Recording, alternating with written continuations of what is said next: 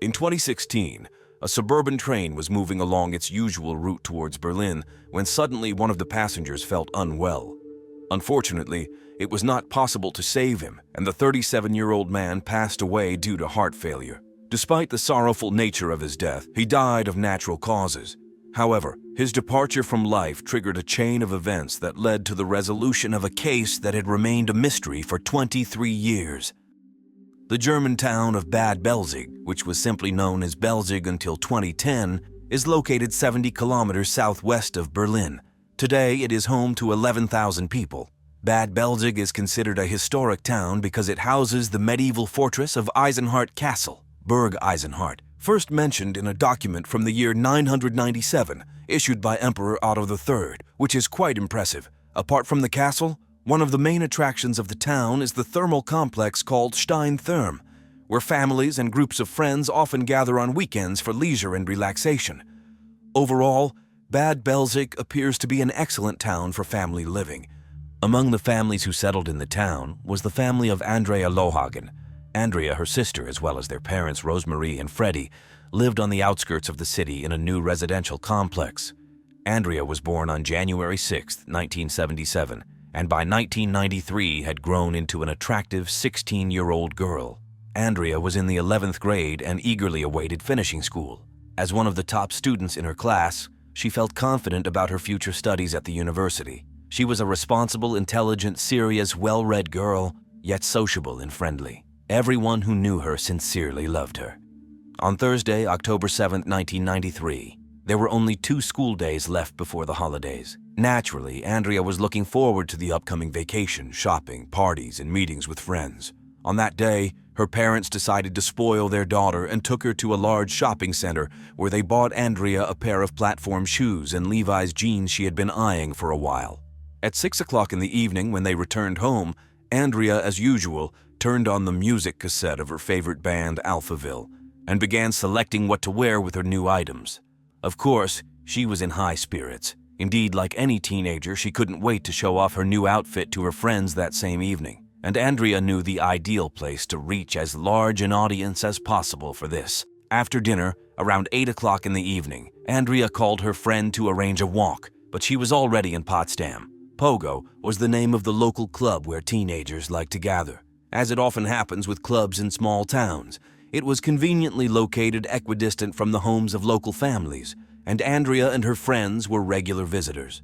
Pogo was a 15-minute walk from her home, and considering the short distance, the girl often walked instead of waiting for the bus. She hadn't learned to drive a car yet. Moreover, in a small town, she felt safe walking alone in the evening, and her parents were not afraid to let her go out alone. Besides, in the evening, the likelihood of not meeting anyone on the way was higher than encountering someone unfriendly. So, on October 7th, as always, Andrea decided to walk, first asking her parents for permission to leave for a few hours. They agreed, asking her to return no later than 10 o'clock. Andrea agreed without argument and left home at 8 o'clock in the evening. That evening, as always when their daughter left home, her parents stayed awake, expecting Andrea. But when the clock struck 10 in the evening, the girl hadn't returned home. At first, the parents thought she was caught up socializing with friends and either forgot about the time or didn't manage to leave the club on time. They waited a little longer, constantly peeking out the window, hoping to catch a glimpse of their daughter. An hour passed, then a second, but it grew later, and Rosemarie and Freddie became increasingly worried. What troubled them particularly was that Andrea was one of the best students in her class, which meant she knew she had to go to school the next day. Therefore, it seemed unlikely for her to intentionally stay out late. It was completely out of character for her because she was a very responsible girl who always came home on time and listened to her parents. Complicating matters was the fact that in 1993, teenagers didn't have mobile phones. Andrea couldn't write or call her parents if she was delayed, and they couldn't find out her whereabouts. By 12:30, unable to contain their worry, the parents began calling her friends, hoping that perhaps she stayed the night at one of their places, as they were closer. But of course, that wasn't the case. No one knew where she was. At 1 o'clock in the morning, driven mad by worry, her father Freddie decided to look for her himself. He drove several times along the road she should have taken to the club, went through other, more remote streets, but he couldn't find his daughter. Shortly before 4 o'clock in the morning, he went to the police station and reported his daughter missing. He probably hoped that the police would act immediately because several hours had passed since she was supposed to return home, but he was mistaken. Officers believed it was too early to take any action. Although this was extremely upsetting and disappointing for the girl's parents, those were the rules. The police often receive reports of missing persons, especially when it involves a teenager, and they prefer to wait a day before taking action because teenagers usually return on their own the next morning. On the other hand, how many reports of missing teenagers could the police get in the town of 11,000 people? Besides, Andrea wasn't a problematic teenager. She had no reason to run away, no conflicts at home or with friends. Andrea was a happy girl who had just returned from shopping. The holidays were near, and she was allowed to hang out and enjoy her youth with friends. Her parents were convinced that Andrea wouldn't have run away, but the fact remained.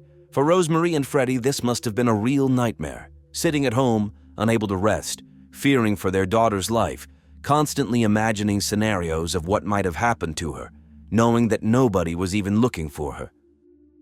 On the following day, January 8th, Andrea's mother, Rosemarie, also attempted to search for her daughter independently. It's understandable that waiting for the police to take action might have been a real torment. She walked through the town center and along the path Andrea was supposed to take. About 100 meters from the Pogo Club, she noticed a wooded area. Interestingly, this plot belonged to the grandfather of Andrea's former boyfriend, a boy a little older than her, from whom she had parted ways just a few weeks before her disappearance. While exploring this area, the girl's mother stumbled upon a hut where she found a mattress and a hand towel lying around. At that moment, surrounded by trees and hearing only the barking of dogs, she suddenly felt very uncomfortable, almost physically sensing that something was amiss. Suspicion crept into her mind that Andrea's former boyfriend might have something to do with her disappearance, and she would continue to believe this for a long time. Convinced that detectives should inspect this area, she reported it to the police, but once again, they did nothing. They explained that they didn't see any reason or concrete evidence to investigate this territory. It was unclear where the evidence could have come from if they hadn't started their work yet. Perhaps they should have looked for clues in the hut. Nevertheless, they clarified to Rosemarie that they didn't have a warrant, meaning they couldn't legally go there. Only a week after the teenager's disappearance did the police finally begin their work. Law enforcement checked hospitals and transportation, leaving Bad Belzig, the place where Andrea could have departed from. Helicopters flew over the forests of the town for several days, while ground search teams, including dog handlers, scoured the area. Dog handlers searched the route between the girl's home and Pogo and examined the surrounding areas. To precisely establish Andrea's last actions, detectives interviewed all possible witnesses, everyone present at Pogo on that evening. However, it proved quite challenging, as the police had waited for an entire week and teenagers frequented Pogo every day. They were now confused about the specific day and couldn't accurately confirm if they had seen Andrea at the club on October 7th. Fortunately, after speaking with 21-year-old Yvonne Eshkin, a club employee, they were able to confirm that Andrea was there on the 7th. Yvonne remembered seeing Andrea standing outside the club. While she couldn't recall the exact time, it was definitely before 10 p.m. because Pogo closes at 10 p.m., other witnesses remembered seeing Andrea walking along a dark road towards the club. Another witness reported seeing her talking to two boys. The police questioned 13-year-old Robin and 14-year-old David, who confirmed exchanging a few words with Andrea as she was returning from the club, after which she went home while the boys went in the opposite direction. The police began to suspect that Andrea might have taken an isolated narrow path that would have been plunged into complete darkness at that late hour.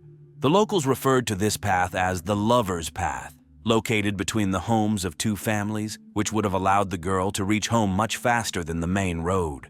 However, the police could never confirm whether she indeed took the Lover's Path because neither the canine units nor the forensic experts found any evidence supporting this theory. Nonetheless, this secret path was often used by teenagers returning from the club. To attract more attention to the case, Andrea's photo was shown on television, and a reward of 10,000 marks was offered for information that could help find her. The police asked anyone who could assist them in bringing the girl back home safely to contact them. They received over 250 reports stating that Andrea Lohagen had been seen in various countries around the world: Turkey, Greece, Luxembourg, Switzerland, and Spain.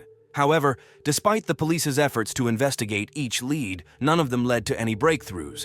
Eventually, the police admitted defeat as they had nothing to work with, and the investigation came to a standstill.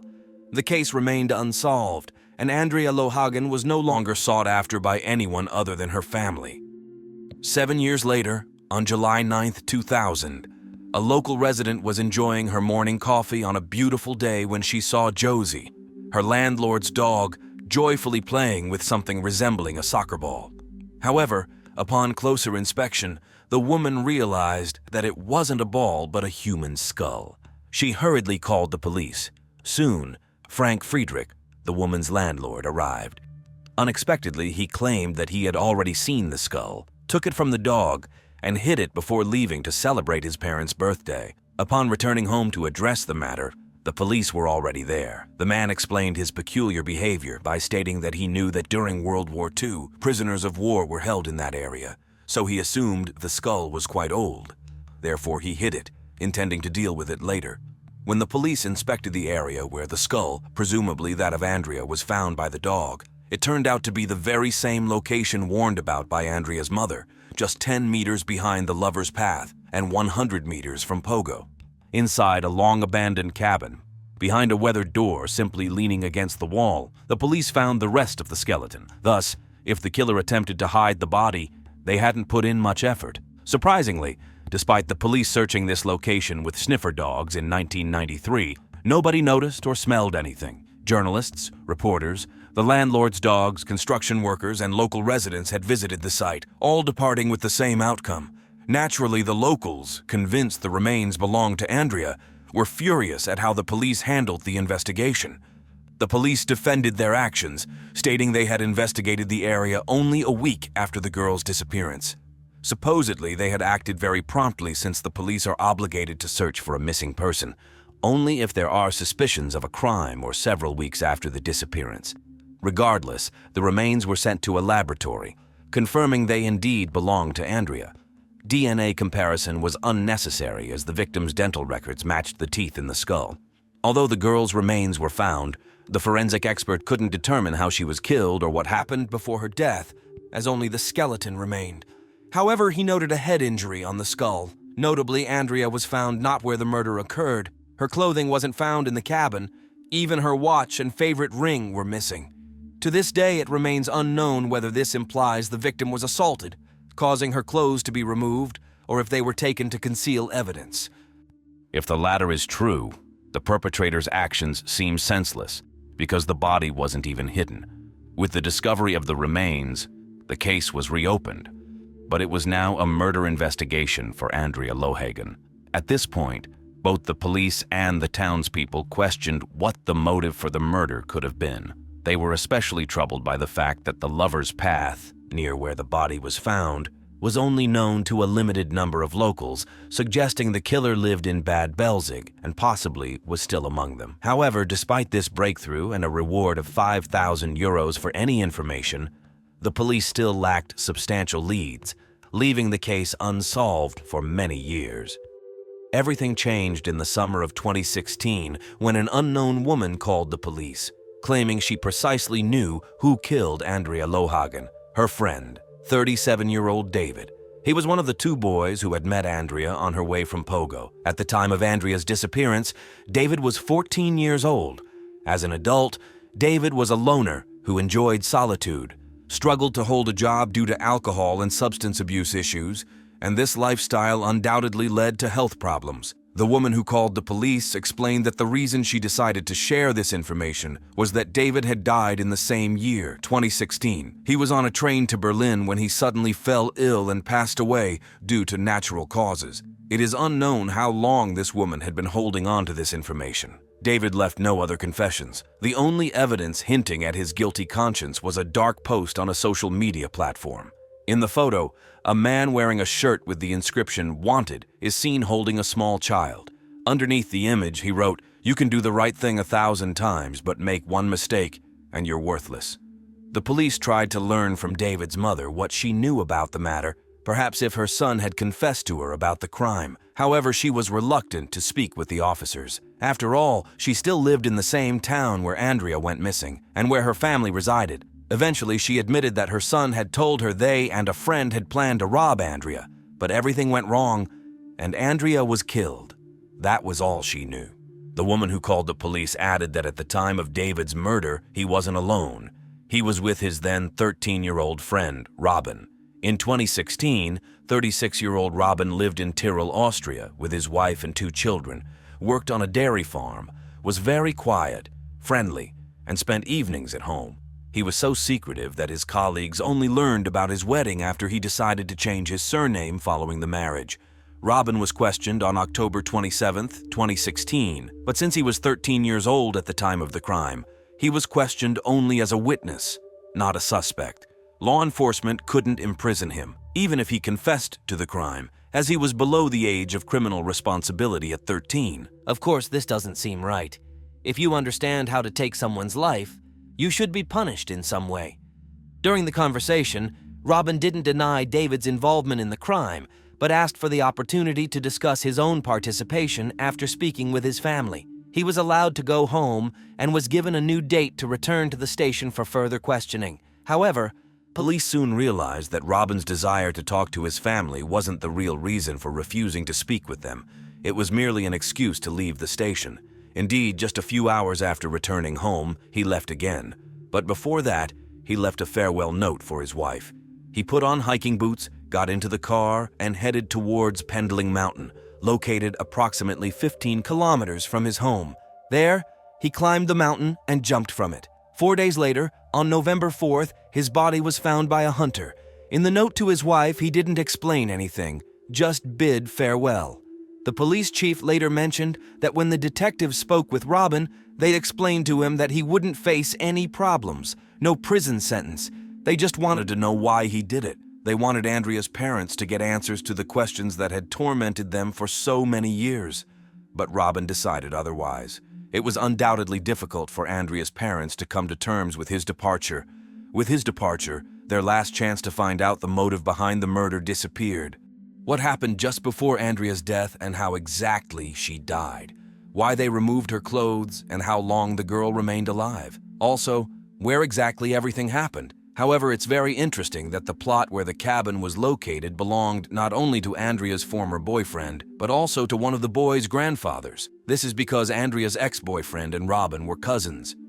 David and Robin were troublesome teenagers well known throughout the town. They were often seen smoking or drinking alcohol. Soon they embarked on a series of burglaries, after which they served time in juvenile detention. So, it couldn't be said that they were kids whom no one could suspect of anything, but murder is something much more significant than breaking into someone's house and stealing valuable items.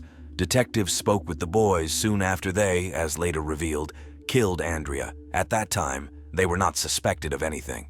They were just witnesses. But one can't help but wonder, if you're 13 or 14 years old and you've just committed murder, how composed will you be when the police come questioning you? The detective who interacted with them in 1993 recalls that they were calm and rational. However, they asked various strange questions, like what it's like to be in juvenile detention as a murderer. Additionally, when the detective went to one of the boys' homes, he saw a cassette with inappropriate films on the table. Moreover, when he asked each of the boys to clarify where they met Andrea and which road they took afterward, their statements differed.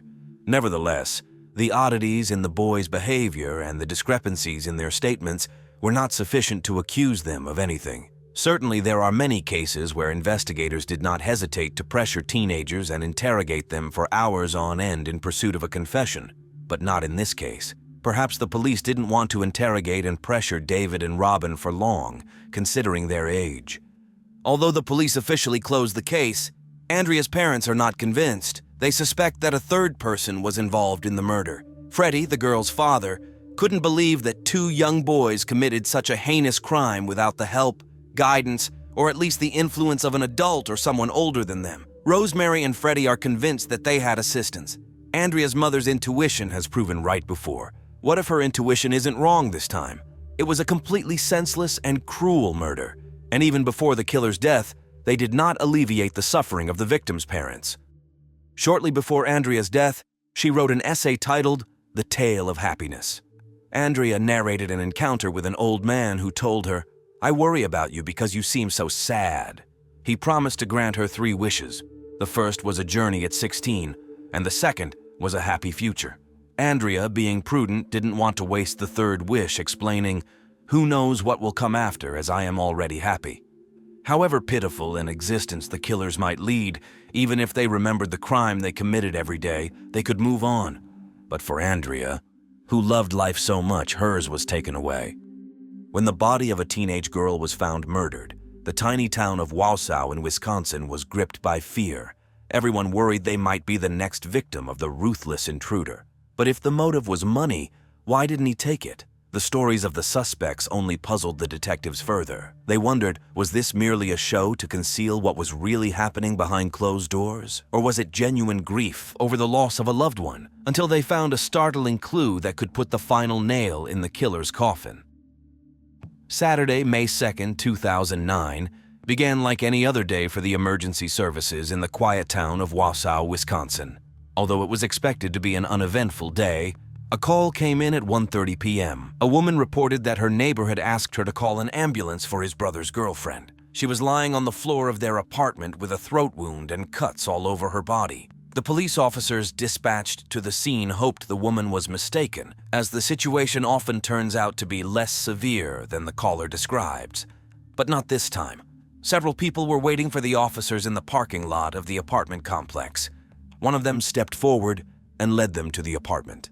It was 19-year-old Hugo Ramirez. The young man could barely form sentences due to how much he was crying and shaking. Hugo was about to show the detectives what had shocked him so much. The officers would not soon forget this scene either.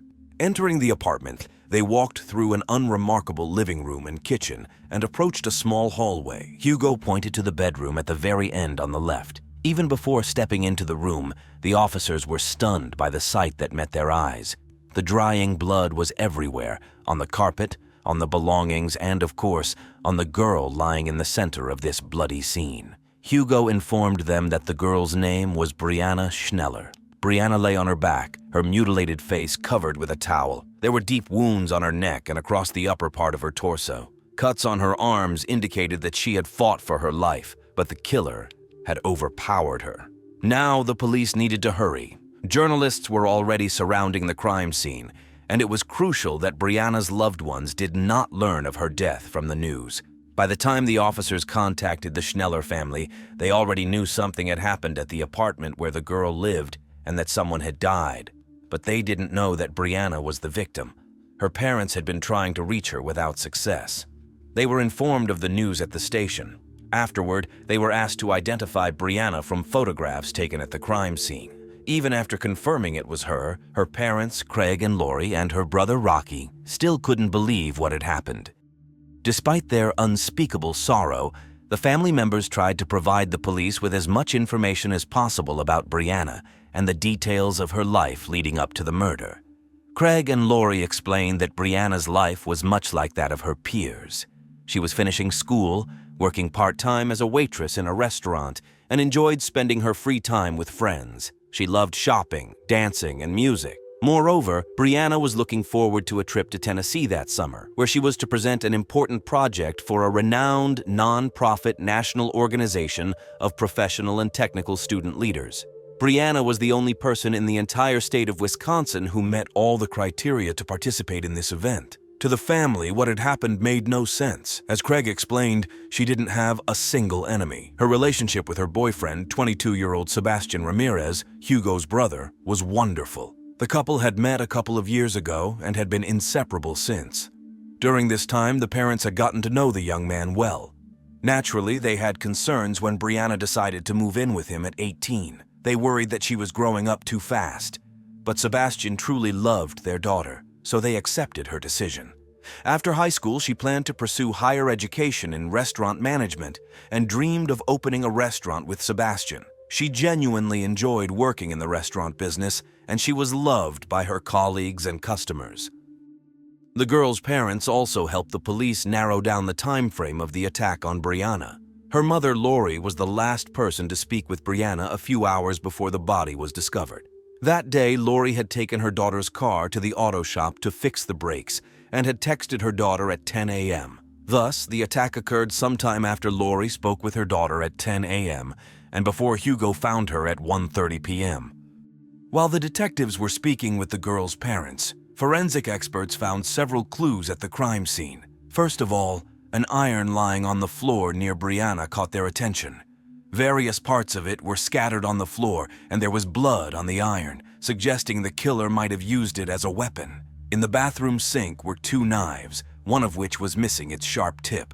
Blood was found on a bar of soap nearby, indicating that the killer had taken the time to wash the knives and their hands, but had missed leaving a bloody shoe print on the mat. Further examination of the apartment revealed 2 more interesting points. First, there were no signs of forced entry, and second, nothing seemed to be missing. This was especially curious because cash was scattered throughout the apartment. Various bills ranging from $1 to $20 added up to a considerable sum. If a robber had broken in for money, they would have taken it. Thus, the evidence at the crime scene indicated that Brianna herself was the target of the attack. The autopsy confirmed this conclusion. The most crucial information the medical examiner shared with the detectives was that the girl had fought for her life, and the killer's DNA likely remained under her nails. Skin samples found under her nails were sent for analysis. Overall, the autopsy confirmed what the investigators already suspected. The attack was unprecedented in its brutality and the attacker's fury. Brianna had been struck on the head with a blunt object, likely the iron found near her body. The attacker also slashed her throat with a knife and inflicted so many stab wounds that the pathologist couldn't accurately count them. The knife wounds were particularly severe, and at least 2 of them were fatal enough to kill her within a minute. The tip of one of the knives found in the sink was discovered in one of her wounds. Usually, such a savage attack indicates that the killer must have felt uncontrollable rage towards the victim to inflict so many injuries. But who could have harbored such strong feelings toward Brianna? The police knew of at least one person they needed to speak with immediately. Sebastian was brought to the station along with his brother, but they were placed in separate interrogation rooms so their statements could be compared later. Sebastian explained that he woke up around 9:15 a.m., an hour before he was due at the Mexican restaurant where he and his brother worked. The restaurant, El Tequila Salsa, was about 3 kilometers from the apartment, a 10-minute drive. The young man took a shower and chatted with Brianna, as she didn't need to go to school on Saturdays. Hugo had overslept, so his brother had to wake him up just before leaving the house at 10 a.m. By 10:15 a.m., Sebastian was already at work and was there when he received the call informing him about what had happened to his girlfriend. Hugo's story began much like his brother's version. After being woken up by his brother, he quickly got ready and left the house 15 minutes after Sebastian. Nothing unusual happened at work. At 1:20 p.m., Hugo went on a break and drove home to take a short nap. Entering the apartment, he initially didn't notice anything out of the ordinary. He walked down the hallway and into his room, but he soon felt uncomfortable as if something was wrong. That's when he noticed that Sebastian's room door was open. Hugo peeked inside and to his horror saw Brianna lying on the floor. Rushing over, Hugo started shouting her name, begging her to get up, to wake up, but she didn't respond. Only then did he notice how much blood there was in the room. He tried to dial 911, but his mind suddenly stopped working and his hands were shaking so badly he couldn't even press the buttons. He then ran downstairs, where through his panic he tried to explain to a neighbor that they needed to call for help. The young men seemed genuinely devastated by what had happened.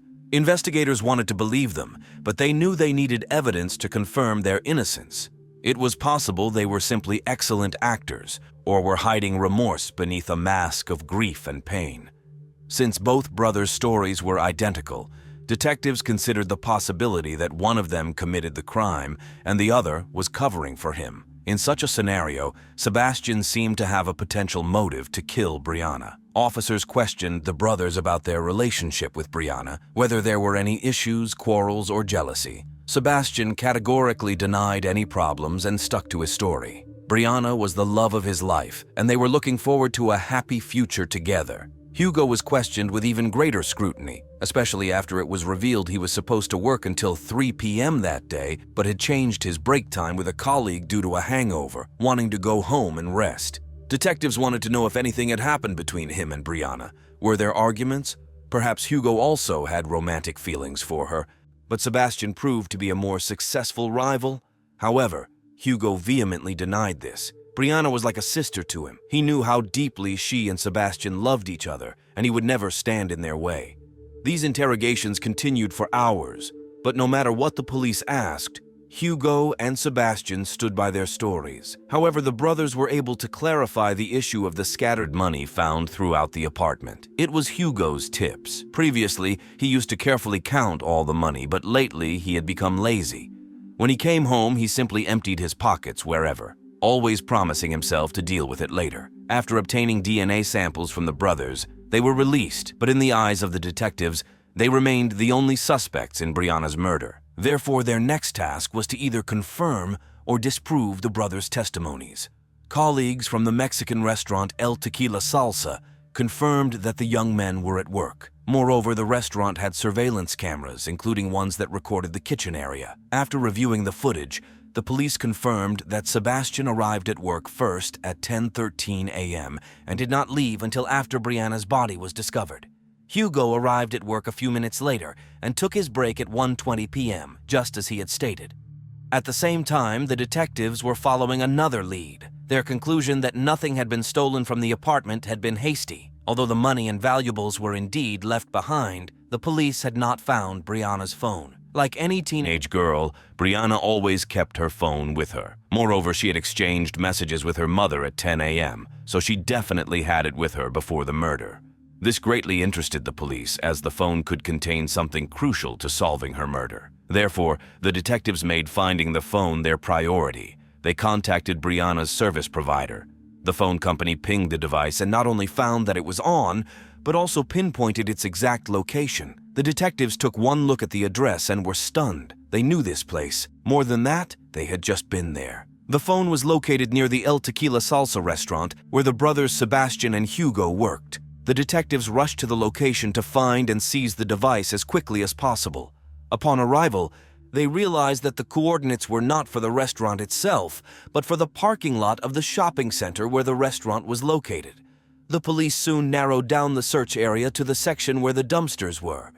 The detectives were reluctant to sift through all the garbage bags and had a simple yet brilliant idea. They called the phone, opening the dumpsters one by one. Finally, they heard the ringtone. Carefully moving the contents of the dumpster, the officers saw a light-colored bag through which the phone's screen light was visible. The bag contained several items, not just the phone. The police were eager to open it, but had to send it to the lab first because it could have DNA on it, especially on the top where someone had carefully twisted it closed. However, the detectives could already make one conclusion. This was not an ordinary bag, but a bag with the logo of the El Tequila Salsa restaurant, which customers used for takeout orders. The circle around the brothers was tightening more and more. Of course, they seemed to have an alibi, but the investigators couldn't believe that anyone else had committed the murder. Moreover, the pathologist couldn't determine the exact time of the girl's death to the minute. What if the crime happened a little earlier than they assumed? The girl had communicated with her mother at 10 a.m. Immediately after that, one of the brothers, or even both, killed Brianna, quickly got ready, and showed up at work at 10:15 a.m. Then they threw the bag with the evidence into the trash bin near the restaurant, hoping no one would find it. After the forensic experts collected DNA samples from the bag, it could finally be opened. Inside, in addition to Brianna's phone, there were warm gloves, but from different pairs, with one of them stained with blood, and also women's underwear, 2 pairs of panties. The investigators had expected anything, but not this. They had more questions than answers. According to Sebastian, the underwear belonged to Brianna. One of the gloves likely had been taken from the apartment as well. However, these items contradicted all the theories the detectives had been considering. If Hugo or Sebastian had committed the crime, it would be absurd for them to take the girl's underwear. But Sebastian and Hugo did not kill the girl. After examining Brianna's phone, investigators saw that her last conversation was not with her mother, but with a friend. Brianna sent her last message at 10:23, when the brothers had already definitely arrived at the restaurant, as confirmed by surveillance cameras. The entire investigation turned upside down. The police had never considered any other suspects besides the Ramirez brothers, but it turned out that both were completely innocent. So, who was the killer? And why did they dispose of the bag with evidence right near the El Tequila Salsa restaurant? Now, the detectives had to add a multitude of names to their list of suspects, employees and Patrons of the El Tequila Salsa restaurant. They considered it highly unlikely that someone unrelated to the restaurant killed Brianna, collected incriminating evidence, and disposed of it right near the restaurant. Therefore, they first reviewed the list of employees, and one name caught their attention: Luciano Sanchez Ramos. The young man worked as a dishwasher at the restaurant and lived in the same building as Brianna. But most importantly, he was home on the morning of the murder. He arrived at work half an hour after Brianna sent her last message to her friend. When the police brought him in for questioning, he did not show much willingness to talk. Perhaps this was due to his immigration status or just a general distrust of the police. Nevertheless, he agreed to provide a DNA sample. The detective asked if anyone could verify his alibi, even partially. Luciano said there was someone, his colleague, the restaurant's cook Raul, who gave him a ride to work. The police spoke with Raul, who confirmed that he picked up Luciano. Raul honked his horn, and within a couple of minutes, Luciano came out of the house, behaving as usual. The investigators wanted some reliable confirmation of this and hoped that surveillance cameras might reveal what Luciano did that morning. Did he really just go to work at 11 a.m., or did he stop by the dumpster to dispose of the evidence? Unfortunately, all the restaurant's cameras filmed only inside the establishment. However, there was a gas station across from the dumpsters that had its own surveillance cameras. The quality of the footage left much to be desired, and the dumpsters were far from the gas station. Still, these videos provided invaluable help to the investigation. On May 9th, the police finally finished reviewing all the footage from the restaurant and the parking lot where the dumpsters were located. Individually, these videos were not very useful, but when the detectives correlated the timestamps, they obtained a much clearer picture of what had happened. At 1:16 p.m., one person exited through the restaurant's back door.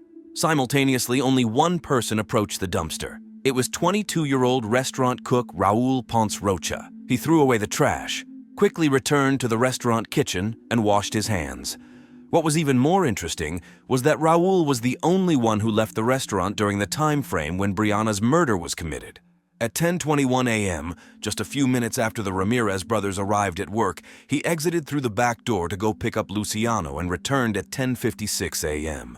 Notably, he left wearing a brown hoodie but returned without it. He confirmed that he and Luciano did not make any stops on their way back to work. The detectives asked him why he was gone for 35 minutes when the trip to pick up Luciano should have taken a maximum of 20 minutes. Where did the extra 15 minutes go? Raul was surprisingly stubborn and did not attempt to explain. The detective then asked about the cuts on his hands. Raul explained that as a cook, he frequently handled knives and had cut himself about 3 weeks ago, although the cuts looked fresh. While the investigators were confident that they had the right suspect, one question continued to trouble them. Why did Raul attack Brianna, and with such brutality? After all, he barely knew her. The Ramirez brothers had always treated him well, considering him a jovial fellow who often told funny stories and never had any quarrels with them. But detectives soon found the answer to this question. The police had enough evidence to obtain a DNA sample from Raul and a search warrant for the house where he lived with his parents and brothers. To prevent him from fleeing, they detained him based on his illegal immigration status. During the search of his bedroom, police found a glove that matched the one found in the dumpster, a sweatshirt with strands of hair that could belong to Brianna, and, finally, under the mattress, several adult videos and 4 pairs of women's panties. Everything fell into place when officers remembered Brianna's mother Lori's words about how she had taken her daughter's car to the auto repair shop that day. On the morning of May 2, 2009, Raul arrived at the restaurant around 9 a.m. On his way, he passed by the house where the girl lived and noticed that her car was not in its usual spot. He made a fatal mistake, assuming she wasn't home. Knowing that Hugo and Sebastian would soon arrive for work, he decided it was a perfect opportunity to add to his modest collection and steal something from Brianna's belongings. Just minutes after the Ramirez brothers arrived for work, Raul left, got into his car, and under the pretext of picking up Luciano, headed to the girl's house. He didn't immediately signal Luciano and instead went into the apartment where the brothers and Brianna lived. The lock on the apartment door was not very secure and could easily be opened with a plastic card. He entered the apartment. If the girl had caught him in the act, Raul could have claimed he was looking for the brothers and that the door was open. But most likely, the girl caught him stealing her underwear. Realizing she could identify him, Raoul panicked, first hitting her with an iron and then slashing her throat with a knife, inflicting several other wounds. Detectives speculate that he began to derive pleasure from the process. Otherwise, it's unclear why he would strike her multiple times with 2 knives. After the murder, he quickly tried to clean up and took the evidence with him, as he still needed to pick up Luciano. He then returned to work as if nothing had happened and disposed of the evidence packet. All doubts about Raoul's involvement disappeared when the lab results arrived. His DNA was found on the knife, the packet, the gloves, the iron, and under Brianna's fingernails. The hair on his sweatshirt also belonged to the victim. Furthermore, a blood-stained shoe print in the bathroom matched the size and pattern of Raoul's shoes that he wore on the day of the murder. Raoul was charged with Brianna's murder. The trial began in 2011. Initially, during interrogations, Raoul claimed he had never spoken to Brianna and never entered the house where she lived. However, by the start of the trial, his story changed. Despite almost pinning the murder on Sebastian and Hugo, Raoul showed no remorse and decided to accuse an innocent third person of the crime. He claimed that he had entered the apartment but left, leaving behind his colleague Sergio Juarez Gutierrez, who Brianna was discussing something with in another room. This statement could have planted doubts in the minds of the jurors because Sergio hastily left for Mexico, and Raoul's lawyers were confident they wouldn't be able to question him. However, the police managed to contact Sergio in Mexico, and he was not pleased to hear that his name had been dragged through the mud. He returned for the trial and proved that he was nowhere near Brianna on the day of the murder. Sergio had returned to Mexico shortly before the murder to take care of his father, who had cancer. No one expected Sergio to appear in court, and it was a serious blow to the defendant's defense. It took the jurors only 90 minutes to find Raoul guilty of first-degree murder, robbery, and theft. He was sentenced to life imprisonment without the possibility of parole. Thus, a young woman lost her life due to a tragic mistake. Raoul did not enter the apartment with the intention of killing her. But why did he choose murder instead of being charged with unlawful entry? Was he afraid of being deported? That everyone would find out about his collection? Or did he simply not realize the consequences of his actions? Did he cover Brianna's face with a towel, unable to face what he had done?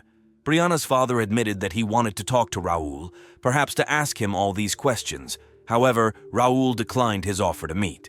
He never took responsibility for the crime. His decision was based solely on the assumption that Brianna wasn't home.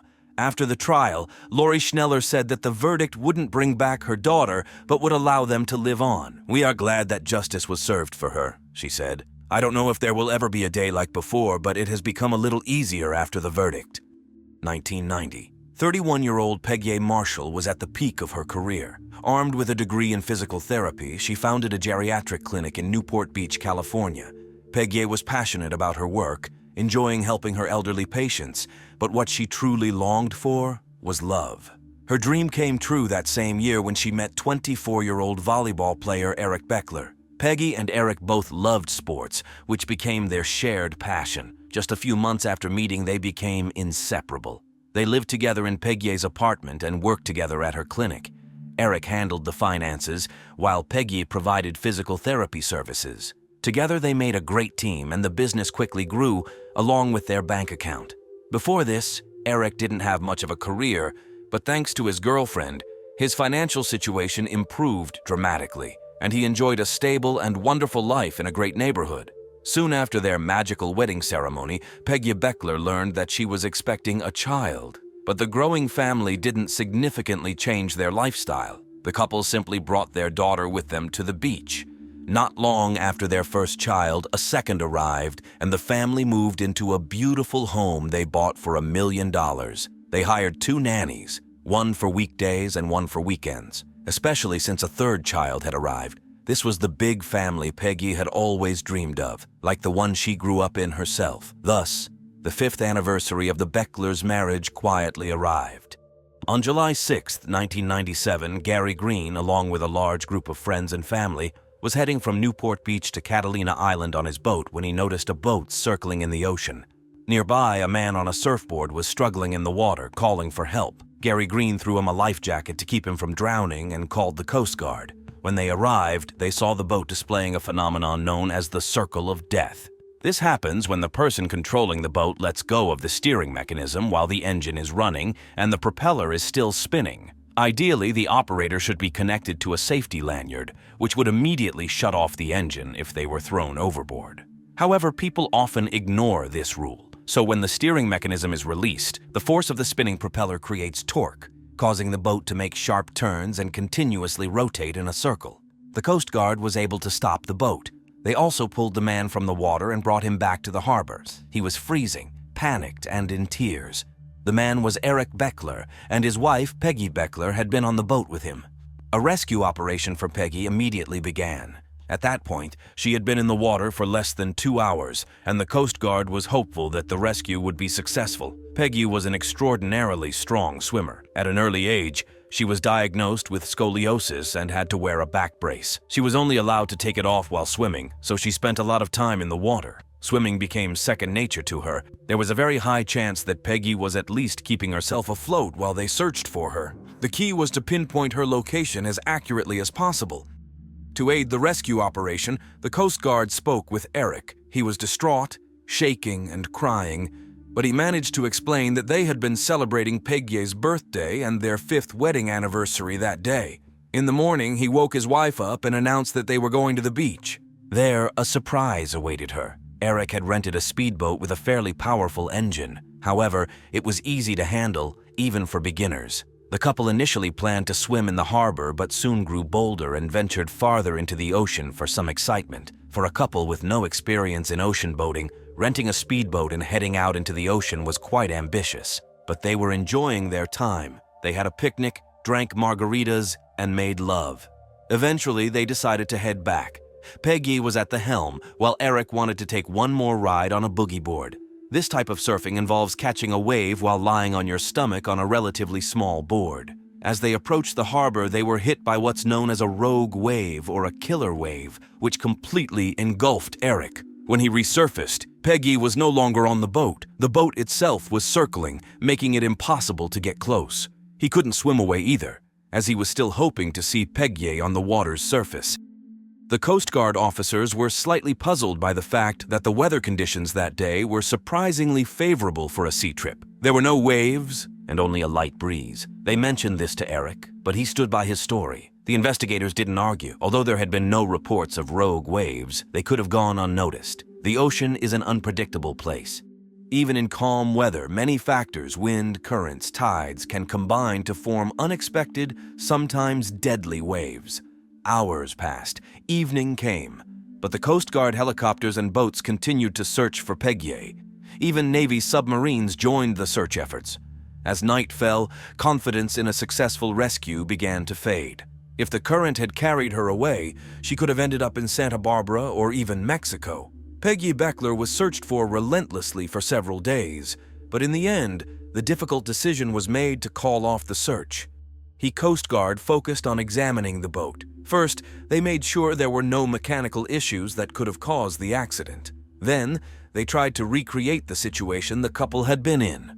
All the experiments showed that no matter how the boat rocked, the person steering it should have fallen inside the boat, not into the water. There was another odd detail. A pair of sunglasses was found near the steering mechanism. If Peggy had been swept away by a wave, the glasses should have fallen overboard, along with other items which should have been in disarray, but nothing of the sort was observed. Suspicion grew, and the Coast Guard asked the Homicide Investigation Department to look into the case. It was only later that forensic experts examined the boat. However, since the Coast Guard initially treated the case as an accident, most of the evidence had been lost. Under the mattress, the investigators found a small stain that looked like blood. The amount was too small to extract DNA or even determine the blood type. They couldn't even confirm if it was human blood or from a fish. Nevertheless, this didn't stop the investigators from questioning Eric about the discovery. Eric explained that his wife was on her period, and since they had been intimate, something could have gotten on the mattress. A reasonable explanation, but the detectives weren't ready to take his word for it. The boat was treated with luminol to detect traces of blood, and they found a whole pool of blood that had been carefully cleaned. It was invisible to the naked eye. Unfortunately, too much time had passed, and it was now impossible to determine when the blood had appeared or who had cleaned it up. Besides, Eric seemed so distraught over his wife's disappearance. No one believed that he could have killed his beloved wife.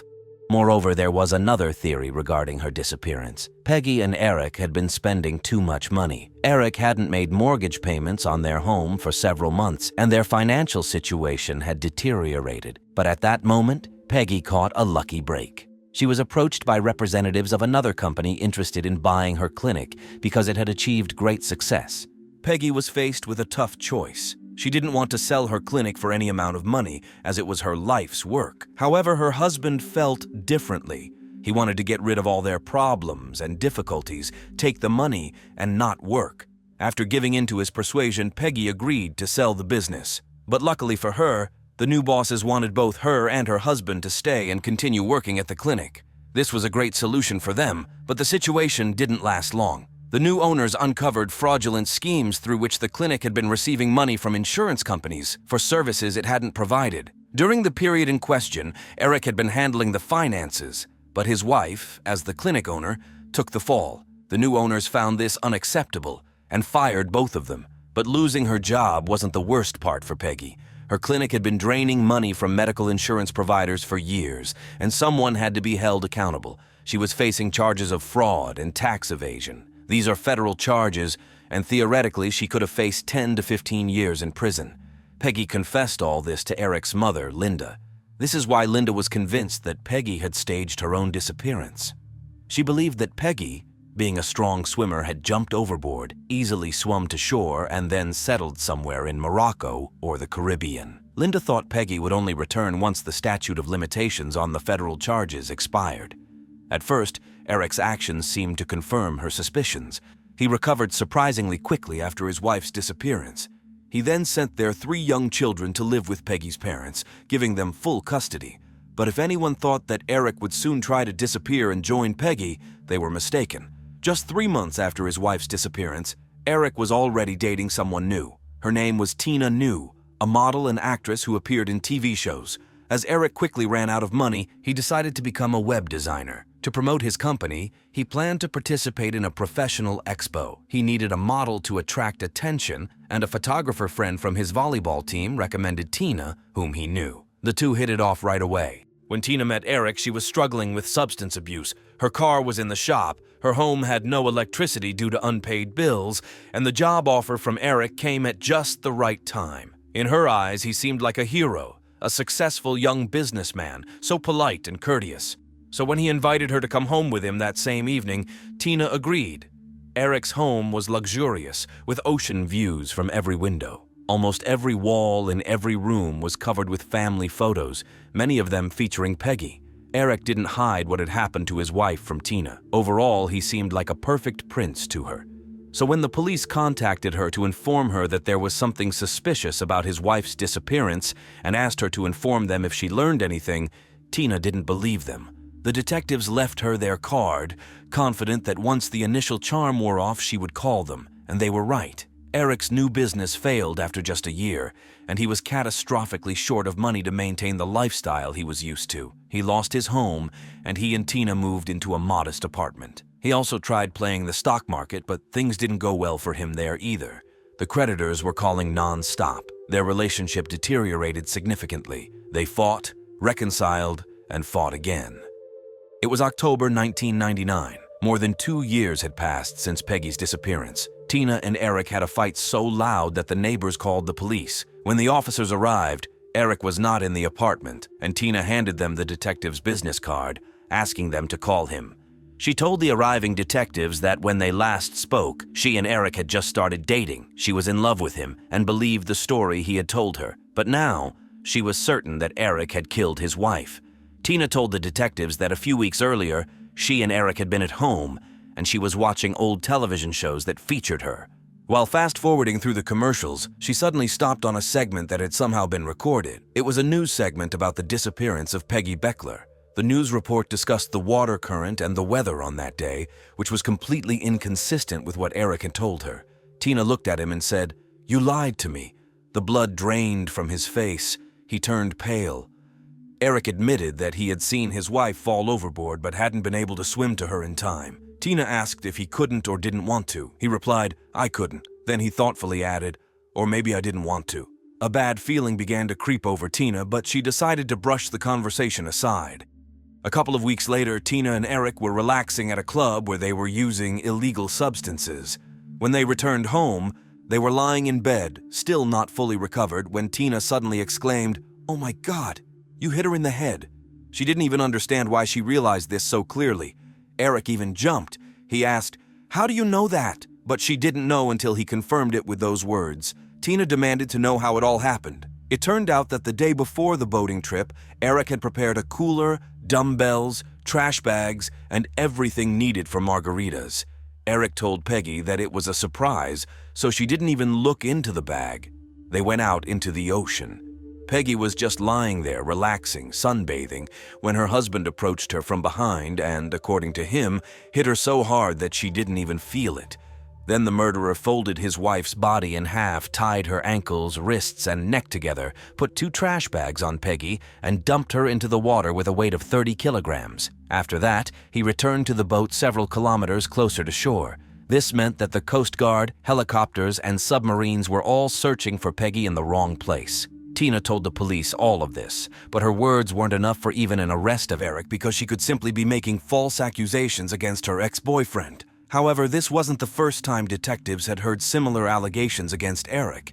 They had heard the same from his best friend, Kobe Laker. A few months after the boating incident, Eric's friend, Kobe Laker, went to the police with a lawyer. Kobe had already been questioned before, but now he confessed that he had lied when he told the police that the couple had a perfect relationship. Eric had repeatedly confessed to his friend that he was fed up with his wife and could no longer tolerate her. Eric considered his wife controlling and demanding. On the other hand, she was carrying the weight of the children and the business, while he just wanted to play volleyball with his friends. She brought money into the household and he was happy to spend it. All of this Eric had shared with Kobe. One day, Eric directly asked his friend what he would think if Eric killed his wife. Allegedly, Eric was considering taking her out into the ocean and dumping her in the water in a barrel or something similar. When Kobe regained his speech, he asked if he was joking, and Eric replied, "Maybe." Kobe stated that he hadn't mentioned this before because he was scared and wanted to protect his friend. Thanks to the young man's testimony, the police officially classified the case as a homicide. But without physical evidence, including the victim's body, investigators couldn't proceed. They needed to get Eric to confess on tape. Kobe agreed to wear a recording device and meet with Eric, but he couldn't get his friend to open up. Eric remained calm and insisted that Peggy had indeed had an accident. The police had only Kobe's word against Eric's. That wasn't enough for an arrest. By the time Kobe testified, the police had long given up on the idea that Peggy had faked her disappearance to avoid fraud charges. In reality, she faced a maximum fine, not prison time, so it was unlikely she would have abandoned her beloved husband and children to hide in another country. Therefore, the police now suggested that Tina try to get Eric to talk so they could record his words and arrest him. She agreed because she was openly afraid of her boyfriend. On October 29, 1999, the police placed a listening device on the girl's back and another in her handbag. Tina and Eric met at a restaurant, with detectives positioned both inside the restaurant and outside in the parking lot. The girl was supposed to act confidently, but she was afraid that Eric would hug her and feel the device on her. Eric and Tina had a couple of cocktails, after which Tina got down to business. She told Eric that the police had come to her asking questions about Peggy's disappearance, so they needed to agree on how she would respond. The man simply replied that she hadn't been on the boat. That was all she needed to say. But that answer didn't satisfy Tina. She had always known that if anyone could get Eric to talk, it would be her. So she asked how it had come to this. Why didn't he just divorce his wife? Eric replied that he would lose money in a divorce and would never see his children again. His wife would take them away and wouldn't let him see them. But who was he fooling? Tina knew very well that as soon as Peggy disappeared, he had given custody of the children to her parents. Still, that was something. Tina continued to press. She asked how she could be sure he wouldn't do something similar to her if they continued to date, to which he replied that he would never do that again. This was not enough, but still sufficient for Eric's arrest. The detectives, of course, did not hear a confession from him because he demanded a lawyer, but when they searched him, they found a weight bench that was missing only the 15-kilogram weights. Together, they accounted for the 30 kilograms he had mentioned to Tina. The trial began. This was a unique case because the prosecution had no physical evidence of the man's crime or that Peggy was even dead. Moreover, Eric acted very cleverly, confirming that during his conversation with Tina, he meant the murder of his wife. However, he claimed that she liked bad boys and that he was trying to create that image. The prosecutor was well prepared and used all circumstantial evidence to convincingly demonstrate his version of the events of that day. Furthermore, the motive for the murder was indisputable and as old as time. Both spouses were insured for more than $2.5 million. Today, that would be the equivalent of nearly $4 million. This issue clearly concerned Eric because 3 months before Peggy's disappearance, he called her brother to inquire about the money. He wanted to know more about the policies and how the payout would work if something happened to his wife. Interestingly, a month and a half before her death, Peggy wanted to change the beneficiary of the insurance.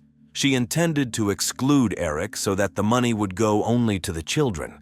This indicates how little she trusted her husband in her final days. Of course, Eric did not receive the insurance payout anyway, because insurance companies are very reluctant to pay money to potential suspects. After 7 days of deliberation on February 1, 2001, Eric was found guilty of first-degree murder. He was sentenced to life imprisonment without the possibility of parole. After his wife's death, Eric did not receive the insurance money. Instead, he lost his home and income, and his new business failed. Indeed, Peggy was far more valuable to her husband alive. She was his ticket to a luxurious life, and even in the case of a divorce, he would have gained more than nothing. But evidently, he did not understand that, not to mention the fact that murder itself is a terrible crime. Overall, he did not act very sensibly. No wonder his volleyball buddy said he must have had an accomplice because he was too foolish to come up with everything on his own. Not to mention that the police had no evidence, but his long tongue led to him spending the rest of his life in prison instead of playing volleyball on the beach. At 9 a.m. on Monday, October 31st, 2002, the owner of the trading company, Steve Canavan, opened the door of the warehouse located in the small town of Huyton, near Liverpool, United Kingdom, intending to start the work week. However, upon entering the warehouse, he immediately noticed bloody shoe prints. Following the tracks into a utility room, he discovered the body of a man on the floor. Steve realized there was nothing he could do to help. Blood was everywhere, and the deceased's face was disfigured beyond recognition. Officers called by Steve noticed a large gunshot hole in the warehouse ceiling.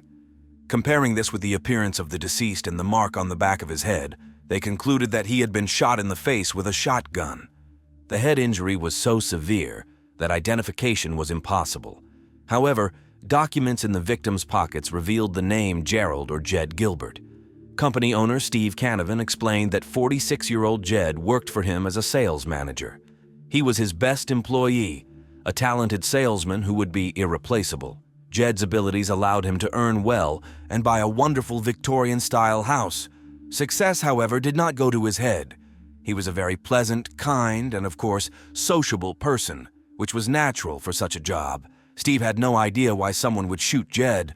However, there was a safe on the premises, embedded in the floor. The mat covering the safe was shifted, but it did not seem like someone was looking for keys or attempting to break in. Did Jed come to work during a robbery? An inventory of all items in the warehouse was needed to ensure nothing was missing.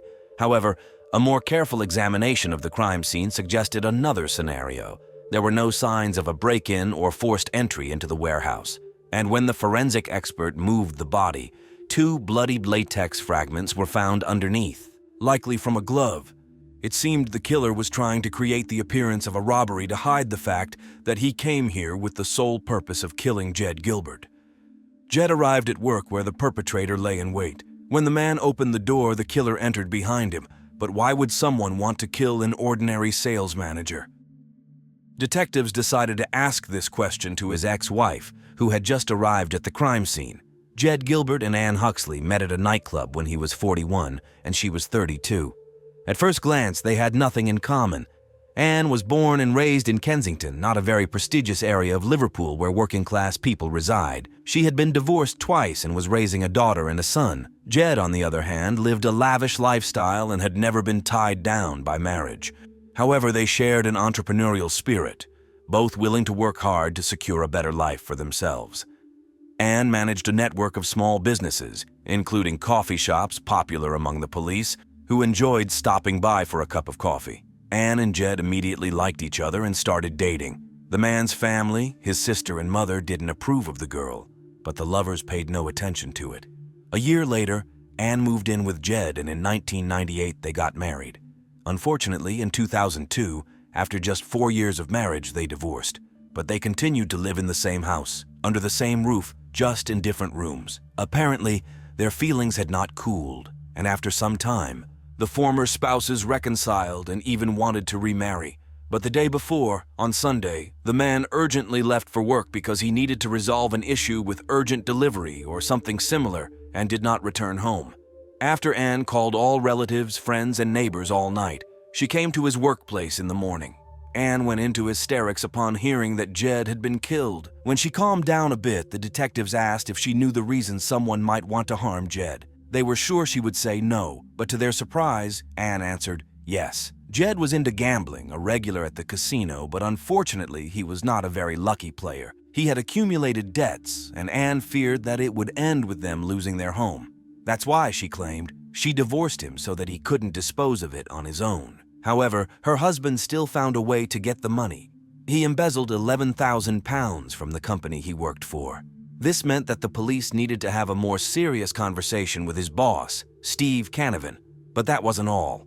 Anne revealed that after the divorce, she was seeing a man named Paul Gunning. Her new boyfriend didn't like that she and her ex-husband were still living under the same roof. Eventually, Anne got fed up, broke up with the man, but he wouldn't let go. In the end, she had to take extreme measures. She asked a friend to intimidate Paul Gunning to make him leave her alone.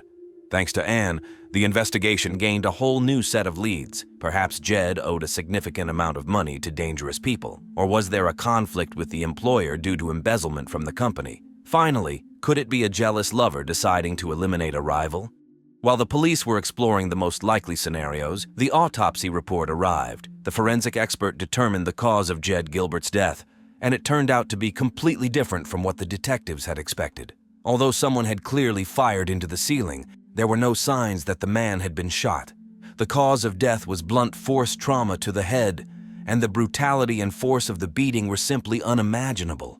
Every bone in the victim's skull was broken, and there was a hole above the left eyebrow. The blows were clearly not inflicted with the butt of a shotgun, and when the police completed an inventory of what was in the warehouse, they found that only a fire extinguisher was missing.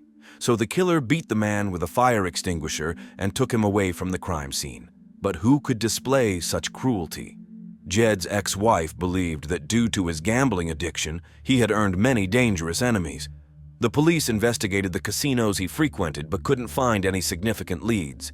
They failed to establish a connection with casino owners or debt collectors. Moreover, wouldn't Jed be more valuable alive if they wanted him to repay his debts? On the other hand, there was the man's boss, Steve Canavan, from whom Jed had stolen £11,000. However, the police faced another setback here. Steve denied that he would kill an employee over £11,000, especially an employee who brought him much larger profits. Steve even admitted that Jed was irreplaceable. Therefore, he simply demanded the stolen amount back and deducted the money from his salary.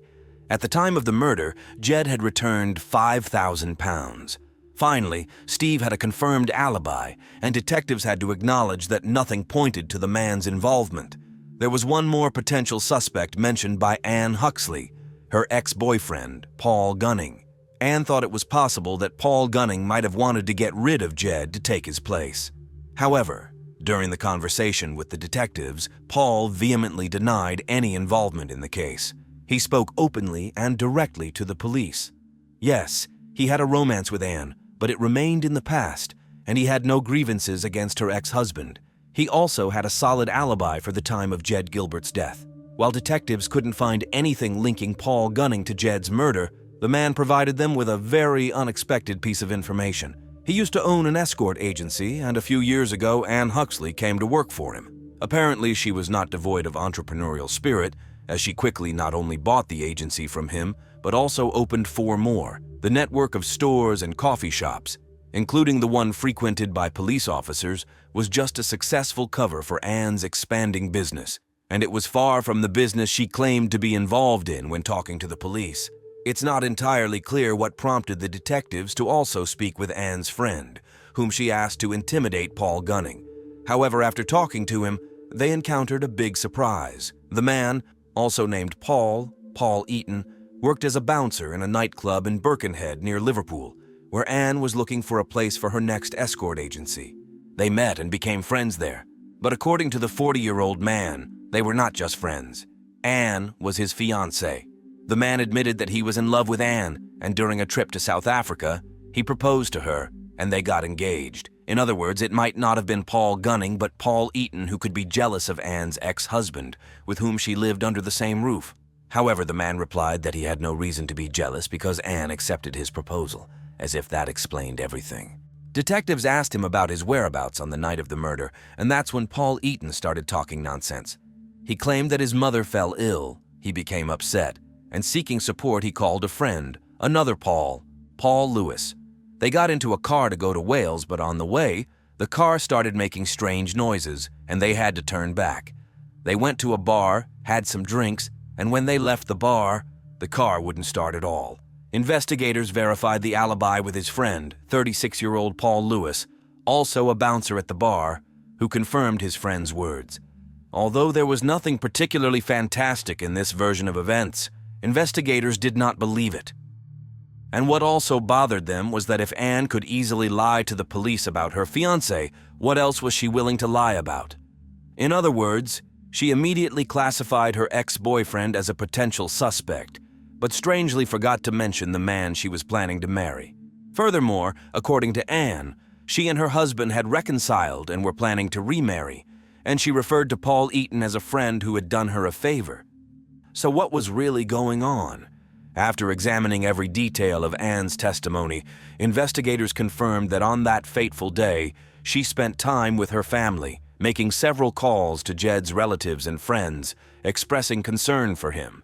She even called her fiancé, precisely at the time when, according to his account, they were heading to Wales with a friend.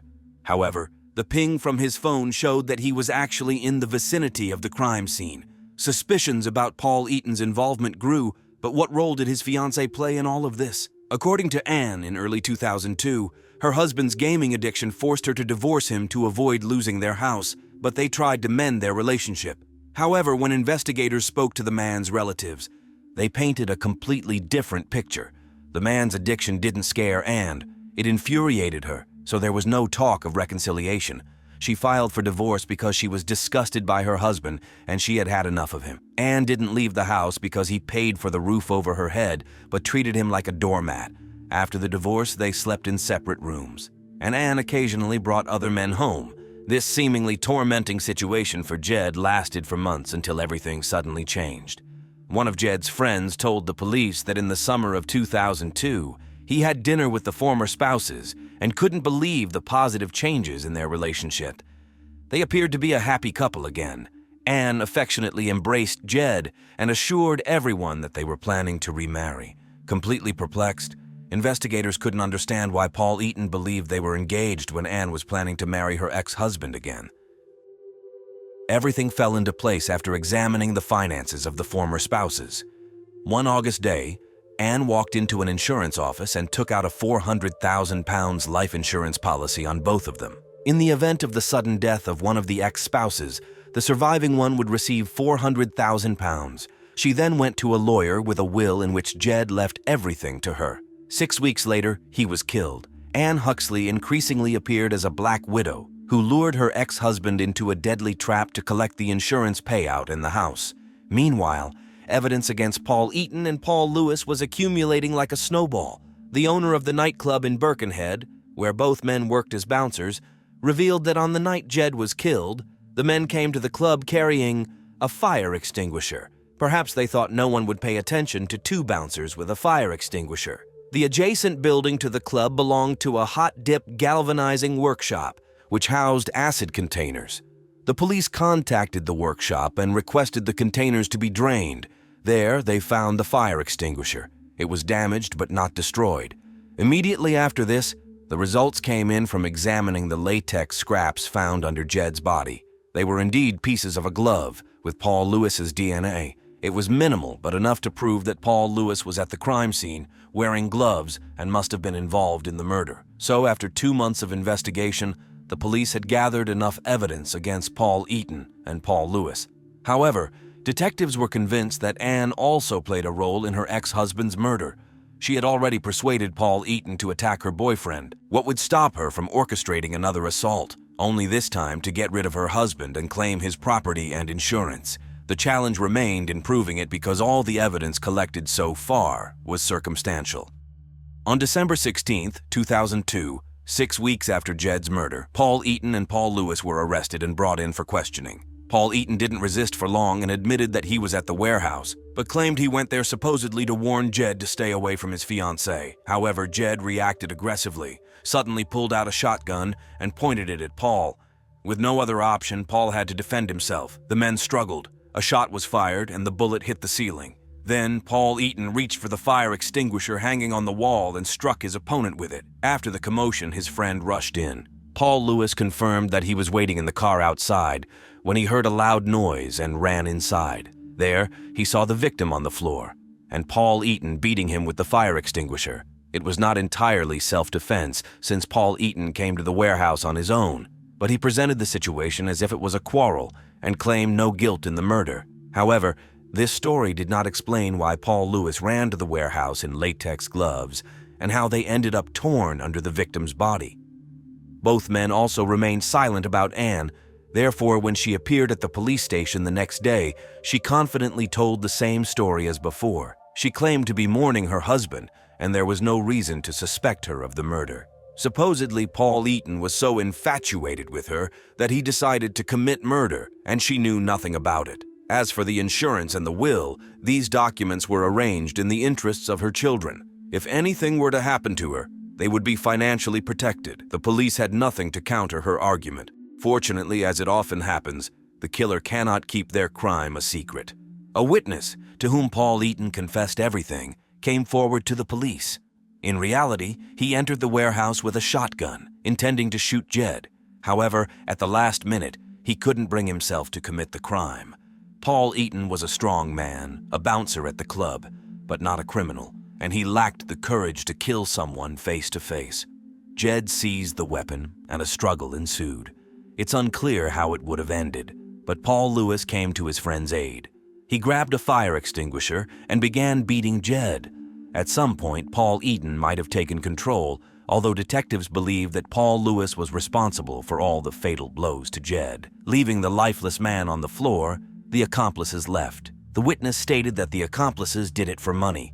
Anne promised the men £100,000 collectively for committing the crime. The witness's testimony not only provided the police with enough evidence to charge Paul Eaton and Paul Lewis, but also confirmed the police's suspicions that the mastermind behind it all was the Black Widow, Anne Haxley. As if that wasn't enough, another witness came forward, providing testimony against the accomplices. On that fateful evening, he agreed to give his friends a ride to the warehouse, thinking they needed to repossess a car due to unpaid debts. There was a van near the warehouse, and the witness assumed that the men would take it. This didn't surprise him at all, as they had previously performed similar tasks for insurance companies. According to his account, Paul Eaton and Paul Lewis asked him to park nearby and simply wait for a call.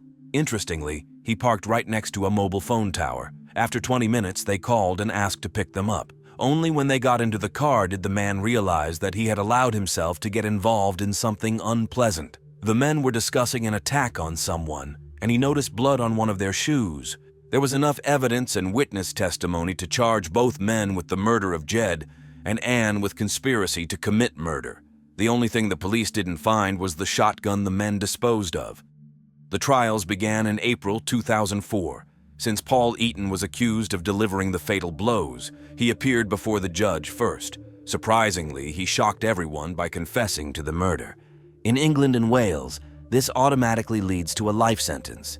His decision sparked many debates and speculations. Some believed he got in too deep and would have been convicted anyway.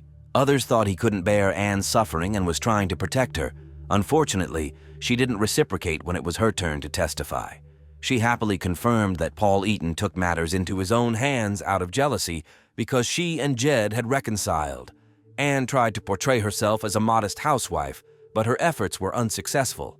The prosecution effectively portrayed Anne as a black widow. Angry over her husband's gambling debts, she divorced him only to devise a deadly plan to enrich herself at his expense. She was willing to stop at nothing to get the house and £400,000. When Paul Lewis gave his testimony, he also tried to shift the blame onto Paul Eaton, despite the evidence suggesting otherwise. In the end, all three were found guilty. The men were sentenced to life imprisonment, and Anne received a 20-year prison term. The men were given the opportunity to apply for parole in 2020, but their release was denied. From the very beginning, the murder of Jed Gilbert, a 46-year-old sales manager, resembled the script of a Hollywood movie more than an ordinary criminal case.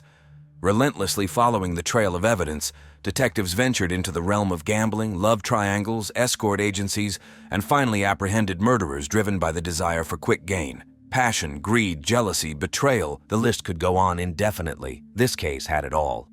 Monday, May 2, 2005, the police station in the French town of Egmore. Around 3 o'clock in the afternoon, an officer answered a call that seemed strange to him, to say the least. On the line was an informant claiming that something terrible might happen to a young woman in a few hours. The informant explained that a couple was sitting at a table on the terrace of the L'Escale bar in Egmort, and the police needed to act immediately because her companion was extremely dangerous. The officer who answered the call heard a panicked voice on the other end shout, "The man who just left me is planning to abduct a girl. He's dangerous, and I think he's going to do something terrible." The caller was 63-year-old local resident Dominique Tarasco. Tarasco's voice trembled as he told the police about a conversation he had with a friend earlier that day. His friend was a cruel and dangerous man, and from their conversation, Tarasco deduced that he intended to harm a young girl. The police tried to obtain more information from Dominique, what his friend looked like, his name, who they should be looking for. However, despite his initial willingness to help, Tarasco refused to reveal his friend's name, stating that he feared for his own life. No promise of protection could compel him to disclose the name. However, he did provide the police with the location where his friend was supposed to meet. He said his friend would meet an unsuspecting girl on the terrace of the L'Escale bar. Tarasco also gave the police a description of his friend's car, a green 1994 Seat Ibiza. Time was running out rapidly. If an abduction was planned, the police didn't have time to extract more information from Tarasco. 4 officers got into 2 cars and immediately headed to the bar. They arrived at the establishment around 6:15 p.m. The police turned off their sirens and pretended to be just enjoying themselves at the bar. It was crucial not to spook the suspect. However, they quickly realized that trying to find unknown abductors and the girl was nearly impossible. It was the last evening of a 3-day weekend, and the streets, as well as the bar's terrace, were crowded with couples having a good time. None of the girls appeared frightened. Not knowing whom to look for, 2 officers started scanning for the Seat Ibiza. An hour passed, but the police couldn't find the couple or the car. Detectives began to wonder if Dominique had been mistaken. They called him to clarify the details he had provided. Suddenly, Dominique's heart sank. He realized that he had described the wrong car. In reality, his friend drove a gray 1994 Citroën ZX. The police were incredibly frustrated that they had been searching for the wrong vehicle while the Citroën might have slipped right under their noses, and they wouldn't even have noticed. After another thorough search, they confirmed that they couldn't see the needed car anywhere. The race against time to save the girl came to a forced halt. The police were at a dead end. Since Dominique refused to provide more information, there was nothing they could do. The officers returned to the station and checked if there were any reports of missing local girls, but there were none. Dominique had given the police incomplete and inaccurate information. A logical question arises. Why did they believe him in the first place? Dominique Tarasco was known to the local police. Officially, he was involved in collecting recyclables, but unofficially, he was the owner of an illegal nightclub near Egmort. The seemingly simple wooden shed housed a popular establishment frequented by both local celebrities and less reputable individuals. The police wanted to shut down the illegal club, but Tarasco managed to strike a deal with them. He had become a police informant, and in exchange, law enforcement turned a blind eye to his business. Tarasco had already been of great use to the police, providing them with information about impending crimes that had led to several arrests. However, none of these cases had been as serious as a human abduction. 2 days later, a 25-year-old man named Sylvain Rosin walked into the police station in Marseille, 180 kilometers from Aigues-Mortes. Sylvain was extremely worried as he had been unable to contact his wife, Elodie Morel, for 2 days. She had left home to meet with a well-known photographer in Aigues-Mortes. Sylvain explained that 28-year-old Elodie had worked as a waitress in bars and restaurants for most of her life, but she had grown tired of long night shifts, unpredictable working hours, low pay, and difficult customers. Given her interest in the fashion industry and natural beauty, she decided to pursue her long-standing dream of becoming a model. In April 2005, she registered on a website for people aspiring to work in the fashion industry. Elodie applied for any modeling job she could find, and then she came across an incredibly enticing offer. Renowned photographer Nicole Forestier was looking for models to represent Rolls-Royce. The photo shoot was scheduled to last for 5 days, and the 3 selected models would receive €1,000 for each shooting day, with expenses for food, accommodation, and transportation covered. Furthermore, the girls who impressed would travel to the United States as representatives of Rolls-Royce. This was Elodie's dream job, and she understood that her chances were slim with fierce competition ahead. Nevertheless, she submitted her application to participate in the competition. Prepared for rejection, she was overjoyed when Nicole wrote to her, informing her that she had secured the job. The photographer explained that Elodie had precisely the look she was seeking. When Sylvain heard that Elodie had been chosen as one of the 3 models for the photo shoot, her enthusiasm became infectious, although he did wonder if this could be a trap set by people preying on young, attractive girls. The police asked Sylvain why he allowed his wife to meet with the photographer in the first place, and he replied that he trusted his wife, who was an intelligent woman and would not fall for a foolish trick. Moreover, he felt that a meeting with a woman in a public place in the middle of the day couldn't hold any danger. The last message Sylvain received from his wife came on May 2nd at 9:30 p.m., a few hours after her meeting with the photographer. It read, "Kisses, everything is going fine. I'll call you tomorrow when I can. Kisses and hugs. We'll talk later." While the police spoke with Sylvain, they sensed that he might be hiding something. He tried to evade their questions, but eventually confessed that he and his wife had been arguing frequently recently and had even decided to separate, although they continued living together for the sake of their son.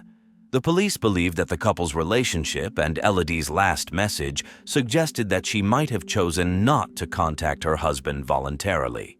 However, Sylvain insisted that there was no reason for his wife to conceal a new romance, if there was one, and that she would never, ever abandon their son. She had always wanted their son to grow up in a loving family, something she herself had lacked in her childhood. The police had no doubts that there could be a million innocent reasons why the young woman hadn't been in touch with her husband. Perhaps she had no cell phone signal, or she had lost her phone. However, Sylvain insisted that something needed to be done. Finally, the Marseille police relented, compiled a report with Elodie's description and where she was last seen, and sent it to other police stations. The police in Aigues-Mortes continued to investigate missing persons reports, hoping to find any connection to the story Dominique Tarasco had shared 2 days earlier. When a fax arrived from the Marseille police detailing Elodie Morel's disappearance, the detectives couldn't help but feel uneasy. Elodie's last known location was Aigues-Mortes on May 2nd, and she had a meeting with an unknown individual at a bar around 6 p.m. The remarkable similarities between Elodie's disappearance and Dominique's potential abduction report couldn't be ignored. Detectives got in touch with Sylvain to gather more information about his wife. When Sylvain described the details of his wife's meeting with the photographer, they matched exactly what the police already knew from Dominique's account. These were the 2 pieces of the same story. Detectives asked Sylvain to come to the Aigues-Mortes police station and bring photos of his spouse. He also provided a description of his wife's car, the clothes she had taken with her, copies of Elodie's correspondence with Nicole Forestier, and his wife's phone number. Calls to the phone were immediately redirected to voicemail, indicating that the phone was either turned off or malfunctioning. However, the police managed to trace the ping from Elodie's phone and determined her location before her mobile went dead. On May 2nd, her phone was in Egmort, confirming that she had safely arrived in the city on that day. Later, she was located in the commune of Saint-Gilles, which is 30 kilometers from Egmort. This indicated that Elodie was likely on her way to the photo shoot location. Strangely, the signal then came from Vauvert, which is 19 kilometers in the opposite direction. Shortly after appearing in Vauvert, the ping from Elodie's phone disappeared and never reappeared. The police believed that they couldn't conduct a search in Egmort, Saint-Gilles, and Vauvert all at once. The area was too extensive. Only one person could help them now, Dominique Tarasco. They asked him to come to the station. He arrived around 8:30 p.m. and shared a story with the detectives that sent shivers down their spines. It was hard for them to believe. On the evening of May 2nd, after Tarasco had called the police to report a possible abduction, he drove into town to have dinner and distract himself from his thoughts. A few hours later, he was returning home along a country road. In the darkness, he noticed flashing blue and red lights. 2 police cars were blocking the road and several officers were standing nearby. Tarasco assumed that the police were conducting a stakeout on the potential kidnapper. He stopped his car and got out to inquire about the progress of the search for the girl. Although he had not disclosed the name of the potential abductor to the detectives, Tarasco hoped that the police had located the man's car. Meanwhile, the officers observed an agitated man approaching them, waving his arms and shouting strange questions. When he got closer, they could tell that he was slightly intoxicated. The man was asking whether they had found the car, arrested the suspect, and if the girl was okay, but the police couldn't make sense of his words. They didn't understand what he was talking about because they were simply conducting a routine check on cars passing along that road. While Tarasco was talking to the police, a car slowly approached them. Dominique instantly recognized the vehicle. It was his friend's gray Citroën ZX from 1994. It was his friend's car. As the officers were preoccupied with Dominique, the car drove past the police vehicles and sped away without being stopped. Tarasco noticed his friend in the driver's seat, and a beautiful, long-haired girl was sitting in the passenger seat. She seemed to be leaning against the window as if asleep. Dominique became extremely uneasy. He began demanding that the police chase after the car and arrest the driver, but they were no longer listening to him. Suddenly, the man's phone rang. He glanced at the screen and saw that it was his friend, who had just driven past him. Dominique's heart sank, but he managed to answer the call. As it turned out, his friend hadn't noticed him. Instead, he called to warn Dominique about the police presence near his home, advised him to be careful, and then ended the call. When Tarasco recounted this incredible story at the police station, the investigators were shocked. They found it hard to believe. What were the chances that Tarasco had approached the roadblock and effectively distracted the police just as his friend happened to drive by? And why was he only sharing this information now? Tarasco explained that he was terrified of his friend. With a certain degree of skepticism, the investigators contacted the officers who had been conducting the vehicle check that day and managed to confirm that there had indeed been a roadside check that evening. Someone had called Dominique after the gray Citroën ZX had passed by. Everything Tarasco had said was verified. He was telling the truth. His description of the girl in the car perfectly matched Elodie Morel. There was also no doubt about the identity of the driver of the car since Tarasco's friend had called him to warn about the police, and their patience had worn thin. They demanded a name. The investigators threatened Tarasco with imprisonment and pressed him to reveal the identity. Unable to withstand the pressure any longer, Tarasco finally gave in. Tearfully, he uttered the name of the abductor, Guillaume Mingaud. Guillaume Mingaud, 49 years old, had a long history of brushes with the law. He was known for hunting young foreign women traveling by car for his vile purposes. After his release from prison, he visited an old acquaintance and asked for a job. This acquaintance turned out to be Dominique Tarasco. Dominique had no desire to employ such a dangerous person, but fearing Mingaud himself, he hired him as a bouncer in his nightclub, where his violent nature could serve some purpose. On May 2nd, Mingaud was at Tarasco's establishment, where he boasted about having a meeting with a beautiful girl on the bar's terrace. However, Guillaume's choice of words unsettled Tarasco. Knowing Mingaud's proclivities, He felt obliged to inform the police about the impending encounter between a dangerous repeat offender and an unsuspecting girl. Learning of Mingo's criminal history, the police immediately classified him as the prime suspect. However, the case was still based on Tarasco's vague statements and could be dismissed as a series of unlikely coincidences. Detectives needed evidence of Elodie's abduction by Guillaume Mingo. They questioned the bar staff, who confirmed that Mingo was a regular customer and had arrived with a beautiful girl that day. It became increasingly evident that Elodie Morel was in the hands of a very dangerous individual capable of anything. Yet, the detectives had no idea where to find the suspect. Mingo had traveled extensively, often staying with acquaintances or spending nights in nightclubs. He could be anywhere. Therefore, they set up a trap to lure him. Detectives forced Dominique to call Mingo and arrange a meeting. Mingo told Dominique that he would be at a nightclub in Montpellier, a 30-minute drive from Aigues-Mortes. The club was familiar to Mingo as he had once worked there as a bouncer. Officers positioned themselves in the club's parking lot and waited. The plan worked. A white van pulled up, and to the police's surprise, Guillaume Mingo was indeed in the passenger seat. An unknown middle-aged man was driving, but was Elodie inside? Mingo got out of the car and the police immediately moved to apprehend the suspect. The man tried to flee, but they quickly brought him down and arrested him. The driver of the van didn't resist. He introduced himself as Richard Lignier, a nearby resident and construction worker. He had never had any legal troubles and simply wanted to spend a pleasant evening with his acquaintance. The police searched the van, but it turned out to be empty. Elodie was not inside. Mingo's belongings were also searched. In his pockets, they found a phone, car keys, and a wallet. Inside the wallet were some documents, a small amount of money, and a bank card in Elodie Morel's name. However, the man had a ready explanation. He claimed he had found the card on the bar's terrace 2 days ago and intended to return it to the bank the following day, but forgot to do so. As for Lignier, he explained that he lived in the commune of Vergese with his wife and teenage daughter. Mingo had been his friend, and for the past 2 days he had been staying at his house.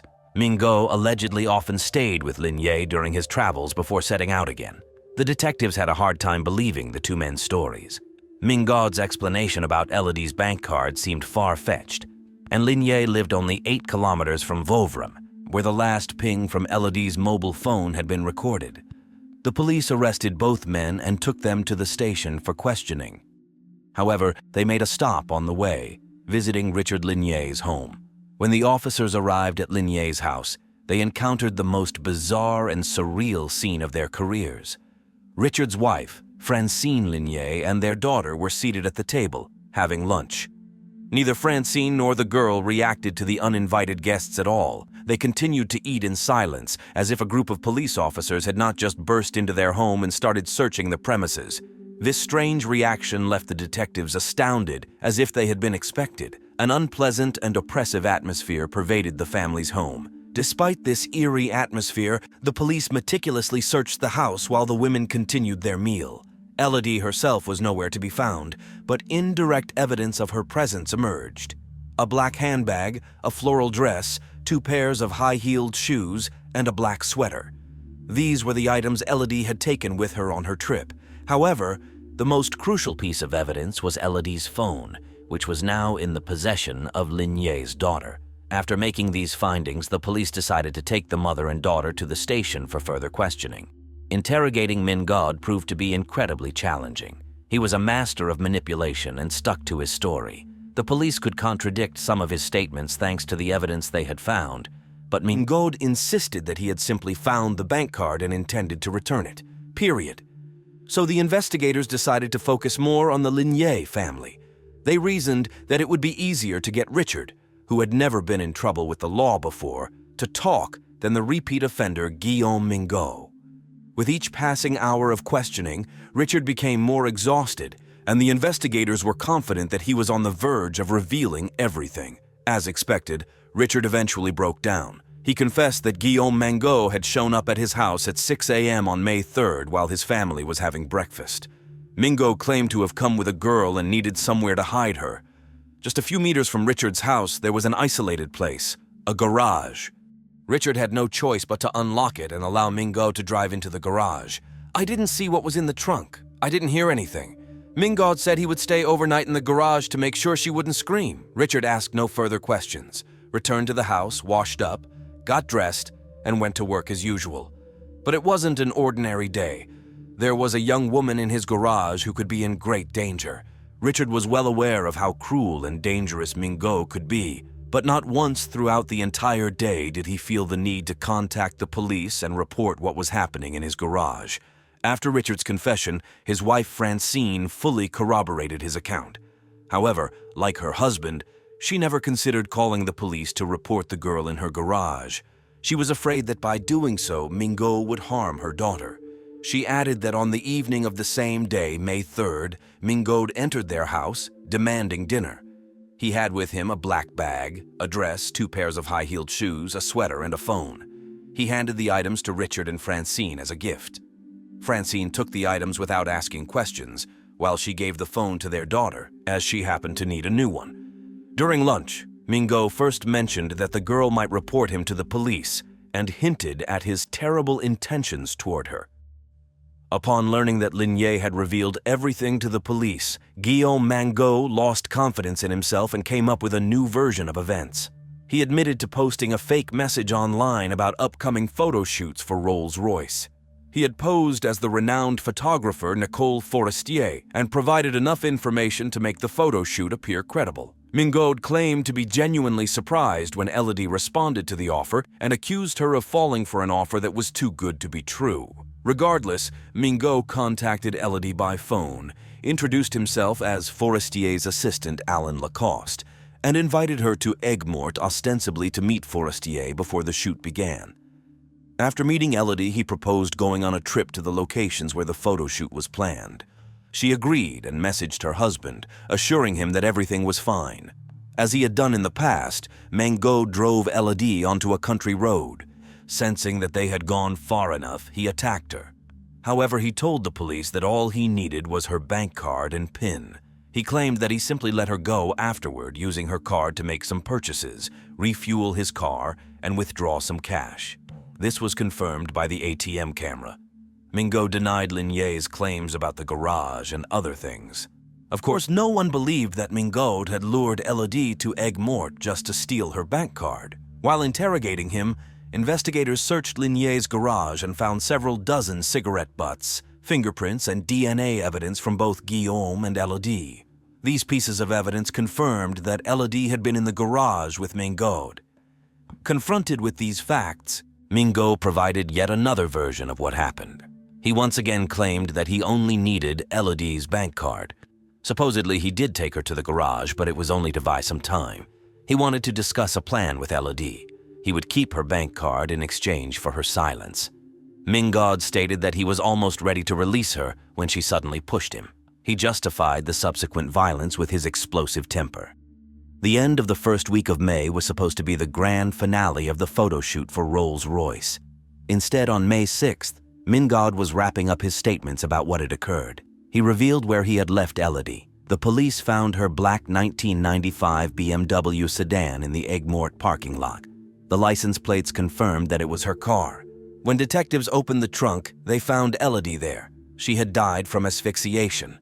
During the autopsy, more horrifying details of what had happened to Elodie during the harrowing 36 hours she spent in the clutches of her captor, with no one coming to her aid, were uncovered. There's no need to enumerate these details, as one can easily imagine what a criminal of this nature could do to an attractive young woman who had fallen into his trap. Guillaume Mangot, Richard, and Francine Lignier faced trial in January 2008. During the trial, Mangot once again mocked the feelings of all Elodie's friends and family. Despite all the evidence gathered and his own confession, he claimed that everything was Richard Lignier's fault and that he had fallen in love with Elodie at first sight, so he allegedly couldn't harm her. No one bought into his lies, and in February 2008, he was sentenced to life imprisonment. He filed an appeal which was approved. His sentence was reduced to a maximum of 30 years with a minimum of 20 years in prison. Richard and Francine were initially sentenced to 6 years, but their prison terms were increased to 8 years after a year. Sylvain Racine struggled deeply with what happened to his wife and never publicly commented on the case. Elodie's top priority had been to raise her son in a safe and happy home environment, and Sylvain promised himself that he would do everything possible to ensure that. Dominique Tarasco, who first reported the possible kidnapping to the police, understands that his reluctance to reveal Guillaume Mingaud's name hindered the timely rescue of Elodie. He acknowledges that he still regrets not fully cooperating with the police. Dominique believes he could have saved Elodie Morel because he knew enough but didn't act on it. He has never been charged in connection with this case. Robin Hood of the 21st century. Instead of Sherwood Forest, he operated in a gated community in Florida. Instead of a horse, he maneuvered through the city streets in a luxurious Mercedes. But what would remain unchanged is his assistance to those who are far less fortunate in life. And so it continued until one fateful day when the well-established scheme went awry. This story begins on September 8, 2014, in Florida. The previous evening, spouses Nan Yao and Jill Su returned from a trip to Malaysia, where Nan Yao had been giving lectures. In the morning, the entomology professor shook off the fatigue from the flight and headed to work at the University of Florida. Jill allowed herself a bit more sleep, but got up around 9:30 when her 20-year-old son, Justin, also left home. He worked a part-time job as a professor's assistant. Shortly after noon, Justin's father called him. He wanted to confirm if the young man was at home. Justin replied that he was at work. His father called him because he noticed something unusual on the surveillance camera in the house. He asked his son to come back and check if everything was all right because the camera suddenly stopped transmitting images. 15 minutes later, Justin had already parked his car at home, entered through the garage, passed the sleeping dog in the corridor, and first checked a camera near the kitchen. However, the camera was missing, leaving only a dangling cable where it used to be connected. Justin knew that only his mother was in the house, and he couldn't fathom why someone would target her and rip the camera out with its wire. The situation was the same with the camera in the living room. As he walked into his room, Justin immediately noticed someone had been rifling through his belongings. Justin, an avid hunter and diver, collected knives, and some were now missing. He heard the sound of running water in the parents' bathroom and headed there. Upon entering the bathroom, he saw it filled with water and blood. His mother's lifeless body floated face down. Justin immediately thought of his father and called him. Nan Yao instructed his son to contact the rescue service, and Justin complied. He informed the dispatcher that his mother had done something to herself, the most rational explanation given what he saw at that moment. However, pulling his mother out of the water, he realized he had misunderstood everything. Her hands and legs were bound, and her body bore multiple wounds. Still on the line with the dispatcher, Justin declared that a murder had occurred. Rushing home, Nan Yao wanted to embrace and comfort his son, who had started having a fit of hysteria, but the officers did not allow him. Nan Yao was not aware of it, but it was the first sign that the police considered his son a suspect. The reason was that a folding knife belonging to Justin was lying near the front door. Another hunting knife, a gift from the mother to the son, became the murder weapon. The police found it at the bottom of the bathtub. There, the criminal also threw an emergency alarm panel. He took with him 2 surveillance cameras. It was also evident that the family's belongings had been rifled through. In the glass back door of the house, there was a hole the size of a doggy door. However, investigators were confident that it was not a burglary gone wrong, but a staged act, and a clumsy one at that, because the hole seemed too small for an adult to squeeze through, and the criminal took nothing besides the cameras. The police believe that the crime occurred in a fit of rage. Usually when a robber breaks into a house, they do not end up delivering more than 20 blows to the victim. Detectives delved into the lives of the victim's family. Nan Yao and Jill first met in Japan when she came as an exchange student, and he was working as a teacher. Afterward, Nan Yao went to the United States to pursue his doctoral degree, while Jill continued her travels in Southeast Asia. Approximately 2 years later, he received a postcard from her, deeply moved to learn that she was in Thailand, volunteering to aid Cambodian refugees. When she returned to America, the two married and adopted a daughter, Amanda. 3 years later, Justin joined the family. Jill not only remained a wonderful mother to her children, but also found the strength and time for volunteer work. She recorded audiobooks for people with visual impairments. There was no doubt that the Su family members loved each other deeply. However, tension arose in the last few months. Justin dropped out of college, which of course displeased his parents. Yet what intrigued the police even more was Jill Sue's maiden name, Halliburton. Earl Halliburton had once been one of the wealthiest individuals in the country, amassing his fortune in the oil industry. When Earl passed away, his wealth was distributed among all family members, but the magnate had so many relatives that Jill, Amanda, and Justin received almost nothing. The Sue family's bills were paid not by oil, but by termite control, thanks to Nan Yao's invention of an effective termite trap 30 years ago.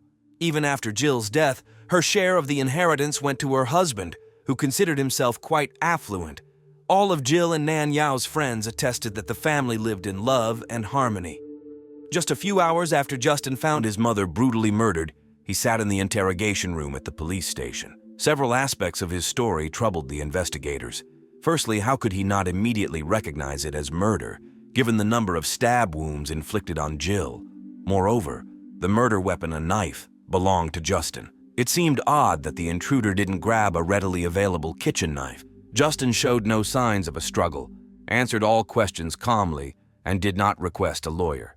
He explained to detectives that he left for work around 9:30 a.m., returned home at approximately 12:30 p.m. after his father's call, and initially didn't notice anything unusual. Initially, the officers were calm and delicate with Justin, but the tone of the interrogation quickly shifted to accusatory, especially after catching him in lies. He told his father he was at work on the phone but claimed to be at the college library when talking to the police. He later admitted to lying about that, stating he slept in his car in the parking lot. Justin explained he was worried about how his father would react to him sleeping in the car instead of studying or working, so he lied. Then Justin claimed he took another knife with him when he left the car and returned it later.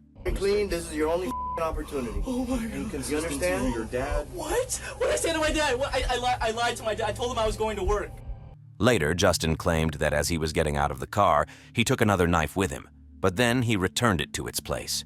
So, after discovering Anne's mother, did he go and put the knife in the car? This, of course, was nonsense, and under pressure, Justin admitted that he had lied again. He didn't take any knife with him. However, Justin insisted from the beginning that the intruder broke into the house to steal something and didn't expect to encounter the homeowner. During breaks between interrogations, when investigators consulted with forensic experts about evidence and Nan Yao, Justin ran around the room, shouting, crying, and begging to be released. Please let me out.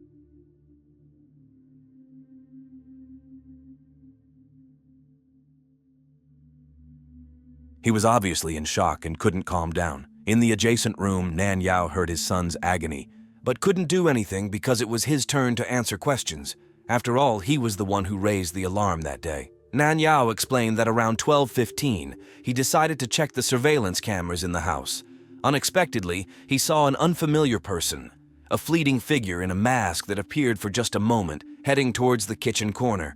As soon as the figure disappeared from view, the camera feed was lost.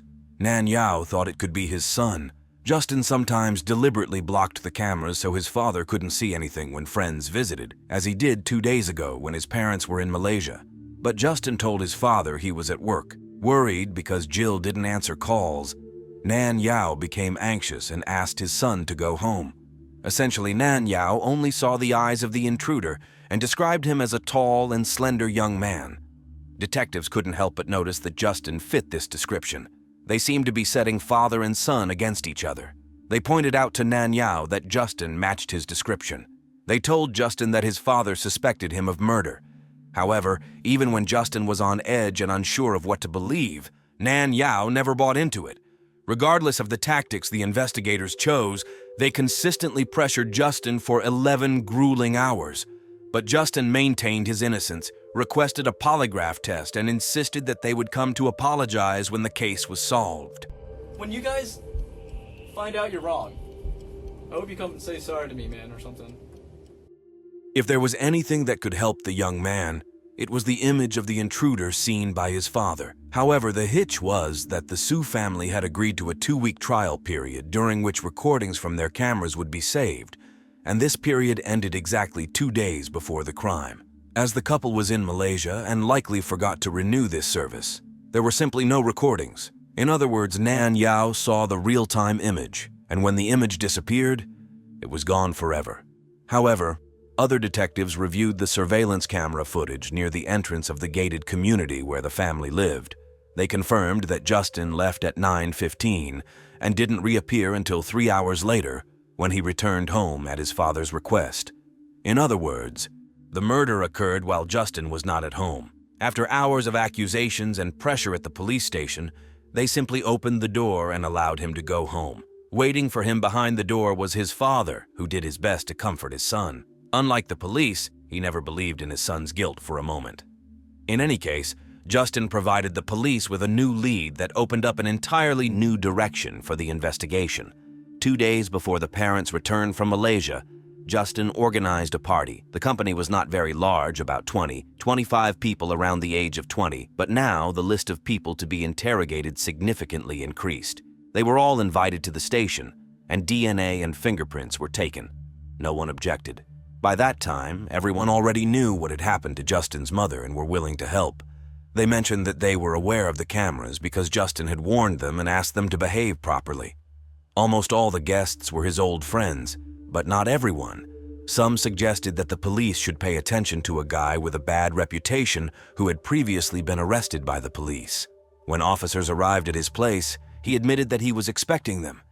He confirmed that he had been arrested before, but for controlled substances, not robbery. His DNA was already in the database, so he had no problem providing it again. The young man had an alibi, and there were no scratches or signs of struggle on his body. In general, the police spoke with 30 people, and besides this guy, no one had legal issues. It seemed like the investigation was at a standstill, but that was not the case.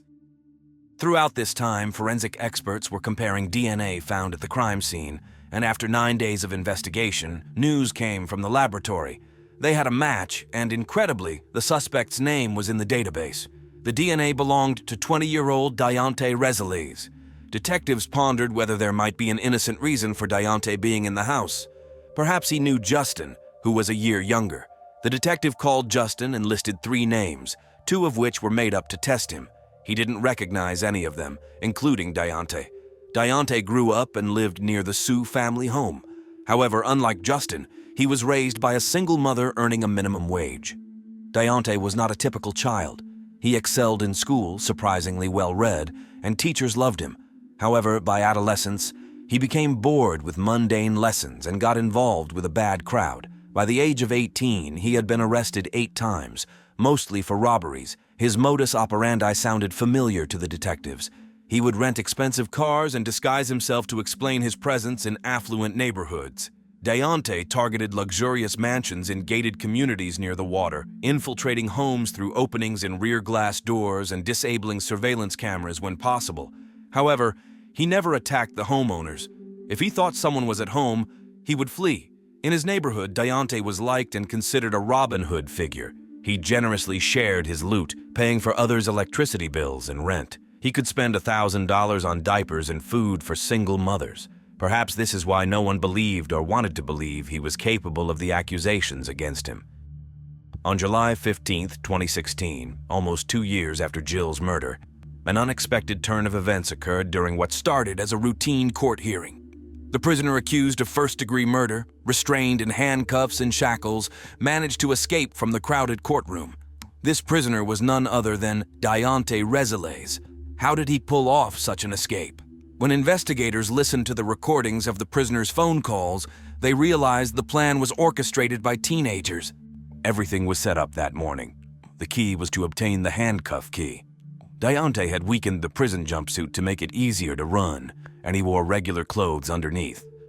When he was led into the courtroom in handcuffs and shackles, another inmate shielded him while removing the chain from his waist, allowing Diante's hands some movement. He entered the courtroom, surrounded by other prisoners awaiting their hearings. Undoing the handcuffs, he waited for his accomplices to be ready. His twin cousins, acting as Diante's eyes and ears, were also present in the courtroom. As soon as a car approached, one cousin signaled to the other, who then signaled to Diante. When new prisoners were brought into the courtroom, Diante simply stood up and ran. Once outside, he discarded the prison jumpsuit and, knowing the route, which his accomplices had undoubtedly described to him, he sprinted out of the building to a waiting car.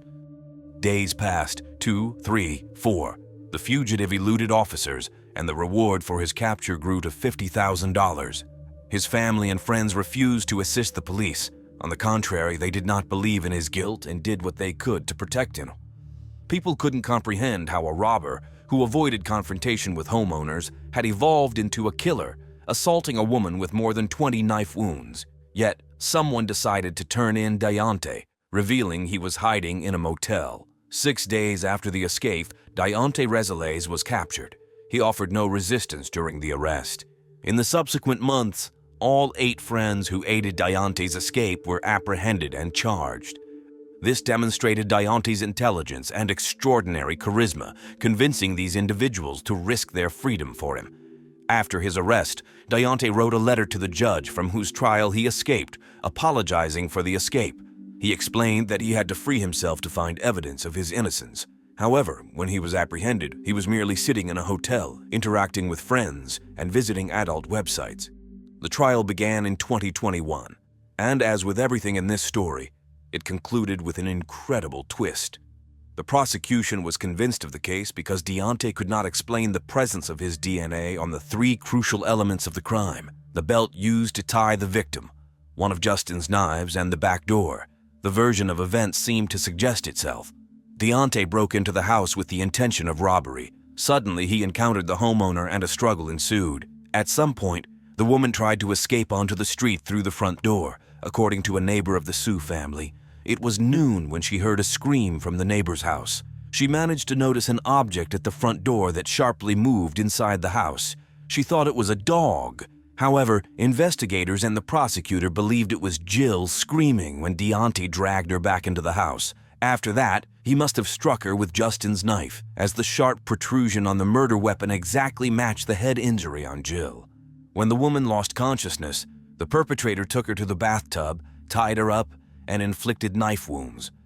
Despite detectives initially thinking the criminal wanted to create the appearance of a robbery, the evidence actually matched an interrupted burglary. Additionally, Deontay's escape from the courtroom and his attempts to persuade friends to provide him with an alibi worked against him.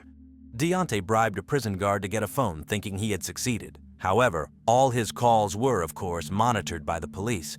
The defendant asked his friend to lie for him, saying he was in Georgia, not Florida, on the day of the murder. Even though Deontay's phone records proved he was in Florida, he tried to find an explanation for the main prosecution evidence and asked his friend to lie about the DNA. He suggested his friend pretend someone attacked Deontay, cut him, and took his blood to leave at the crime scene. The guy reasoned that accusing a person who was no longer alive would prevent further questioning. However, he didn't know that forensic experts hadn't found his blood at the crime scene and obtained DNA from his other biological materials. It seemed like the evidence was indisputable, but the jury deliberated for 5 days and found Deontay Rezeles guilty of involuntary manslaughter, not first-degree murder as he was charged. It was a blow to Jill's family, but that was the jury's decision. Or was it? The judge began asking each member of the jury one by one if they agreed with the verdict. It was a standard procedure in court. Therefore, the unexpected answer from the jury foreperson was surprising. She said no. Later, she explained her decision. When the jury deliberated, they couldn't ignore the evidence against Deontay, but 3 people were against convicting the pleasant young man of first-degree murder. They argued and argued, eventually compromising on involuntary manslaughter. However, when the jury foreperson saw the reaction of the defense attorneys in the courtroom, clapping Deontay on the back, smiling, giggling, and congratulating each other on the victory, she declared that she disagreed with the verdict. In her opinion, Deontay deserved a more severe punishment. The trial ended in nothing. A few months later, there was a retrial with new jurors, and this time, the defendant was found guilty of first-degree murder. Involuntary manslaughter meant that Deontay would spend a maximum of 15 years in prison. For first-degree murder, he faced the death penalty or life imprisonment. The Sue family asked the prosecutors to waive the death penalty because that's what Jill wouldn't have wanted. Deontay was sentenced to life imprisonment without the possibility of parole. This case was unusual from the very beginning to the end. The police claim their task is to be the voice of the victim. However, it seems they didn't think through this statement. After all, Justin's mother would hardly want to accuse her son of her murder. The most horrifying part is that the police actions were used by Deontay's lawyers. For them, Justin was the perfect alternative suspect. Allegedly, they had a fight with his mother, and the son killed her with his knife. Detectives pressured and harassed Justin, hoping to record a confession, but all they captured were vehement false accusations against the young man, which became a problem for the prosecution. But the most astonishing aspect of this case was how successfully Viante manipulated people. Overall, he coerced at least 16 individuals into illegal actions to help him escape and fabricate alibis, including 3 young women, each of whom considered herself his girlfriend. Many still do not believe in his innocence, assuming that the police found a scapegoat, and Deontay would never exhibit such cruelty. Currently, the young man is in prison, hoping that his release will be attributed not to appeals or exemplary behavior, but to Kim Kardashian, who is known for her advocacy for prisoners' rights. This is an excellent indicator that Deontay might never regain his freedom. On Tuesday, April 22, 1986, Sharon Schultz was eagerly awaiting the return of her younger sister Robin from school. It was Sharon's 26th birthday, and the sisters had planned to spend some fun time together having lunch and shopping. Robin was supposed to come home on the school bus at 3:15 p.m., no later than 3:30 p.m., but she still hadn't arrived. At 3:30 p.m., Sharon answered a call from one of Robin's school friends, 15-year-old Warren Paxton Brown, whom everyone called Paxton. He briefly asked if Robin was home, and Sharon replied that her sister hadn't returned yet. Paxton said he would call back later before hanging up. If Sharon wasn't worried before, she now began to frequently glance at the clock, wondering where her younger sister could be. Robin's strange absence was reported to her mother, Nancy. The woman immediately left work and called friends and relatives, but no one had heard anything about Robin. Then the mother organized a search for her daughter, involving not only family members but also Robin's friends, including Paxton and her close friend and neighbor, 15-year-old Michelle Jackson. Unfortunately, they couldn't find her, and that same evening at 10:15 p.m., the family reported Robin's disappearance to the police in Berea, Ohio. On Wednesday, April 23rd at 3:35 p.m., a fisherman who decided to fish in a river 8 kilometers from Robin's home came upon a horrifying scene. He found the body of a very young girl lying face down in the water, covered only by a green sheet. There was nothing else. The fisherman called the police, and the body was taken away. Now, someone had to identify the victim. This difficult task fell to Robin's brothers, Ken and Rick. The detective warned them that he was certain it was their sister, but everything had to be done officially. They were given a few minutes to prepare and were then invited inside. The body was covered. When the sheet was removed, there was no doubt. It was Robin. Although Rick was only 23 years old at the time, he took on the role of head of the family, and the sorrowful duty of informing their mother that her daughter had died fell on his shoulders. 13-year-old Robin Starfield was the first child born from her mother's second marriage. The girl's father tragically died of a heart attack just a year after she was born. Her mother was devastated by her husband's death, but her 5 other children from her previous marriage were more than happy to help raise their little sister. Although the girl grew up without a father, her mother, brothers, and sisters created a loving home where everyone supported each other. Robin grew up to be kind, compassionate, and sociable. She enjoyed participating in various sports, such as running, gymnastics, softball, and cheerleading. However, now the entire family had to face the terrible truth. Robin had become the victim of a crime. The coroner concluded that Robin had been strangled. No signs of sexual assault were found. But the main problem arose in determining the time of death. The night Robin disappeared was very cold, and the river water was freezing, which created certain challenges. Nevertheless, according to the pathologist, Robin had been held somewhere overnight and spent about 4 hours in the water. This meant she had died on the day she was found, April 23rd. No evidence was found at the crime scene near the body. The police could only hope that the one clue, the green sheet, would lead them to the killer. Initially, they believed it was a hotel sheet, which meant the crime had taken place there. However, after visiting local hotels, they found that none of them had similar bed linen. Meanwhile, the police found a witness who believed they had seen the girl on her bicycle with 17-year-old Frank Zelenka around 4 p.m. on the day she disappeared. Rumors were circulating that the 2 young people had feelings for each other.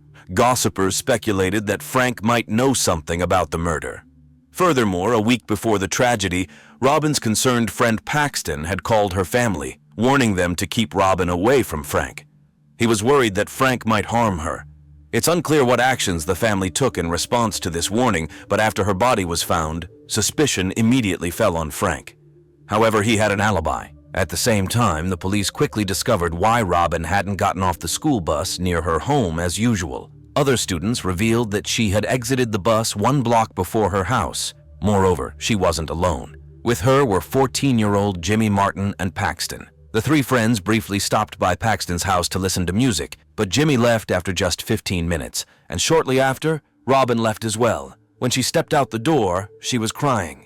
This was reported by Charlene and Winifred Murphy, Paxton's aunt and grandmother, who were at the house at the time. Since Paxton was one of the last people to see Robin alive, investigators spoke with him. The young man openly admitted that he and Robin were more than just friends. They had been dating for 3 months. They usually went home together on the school bus, but on the day Robin disappeared, she suddenly had the idea to get off the bus early so her mother wouldn't see them together. Apparently, Paxton wasn't well liked by Robin's family because he was older than her, so the two had to keep their relationship a secret. After hearing Paxton's explanation, the detectives wondered why he hadn't mentioned Jimmy or the fact that there were 3 of them together that day. When asked directly about this, he calmly confirmed that his friend had indeed come to his house, but left after his grandmother and aunt returned. He added that Jimmy had stopped by again around 5 p.m. Paxton continued his account, confessing that he and Robin had decided they no longer wanted to continue their relationship. The conversation had been emotional, so much so that Robin was crying when she ran out of his house. Paxton waited 10 minutes before calling Robin's home. That's when Robin's sister Sharon told him that Robin hadn't returned yet. Paxton made a few more calls, but no one had seen Robin. Finally, around 9:30 p.m., he visited her friend Michelle, and together they went to ask Frank Zelenka if he knew where Robin was. He hadn't seen her either. Michelle and Paxton continued searching for their friend, but to no avail. Detectives also spoke with Jimmy, who confirmed that on the day of Robin's disappearance, April 22nd, he had gone to Paxton's house with Robin, then left and didn't see his friends again.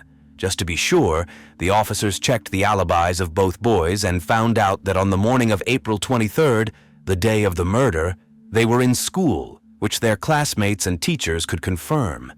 The investigators couldn't shake the feeling that no one was telling the whole truth in this case, and this suspicion only grew stronger when they learned about another potential suspect, 15-year-old Michelle, Robin's close friend and neighbor. Robin's family noticed that Michelle didn't show much emotion upon hearing about her friend's death. They believed that Michelle never really liked their daughter and was jealous of the feelings that had developed between Robin and Frank.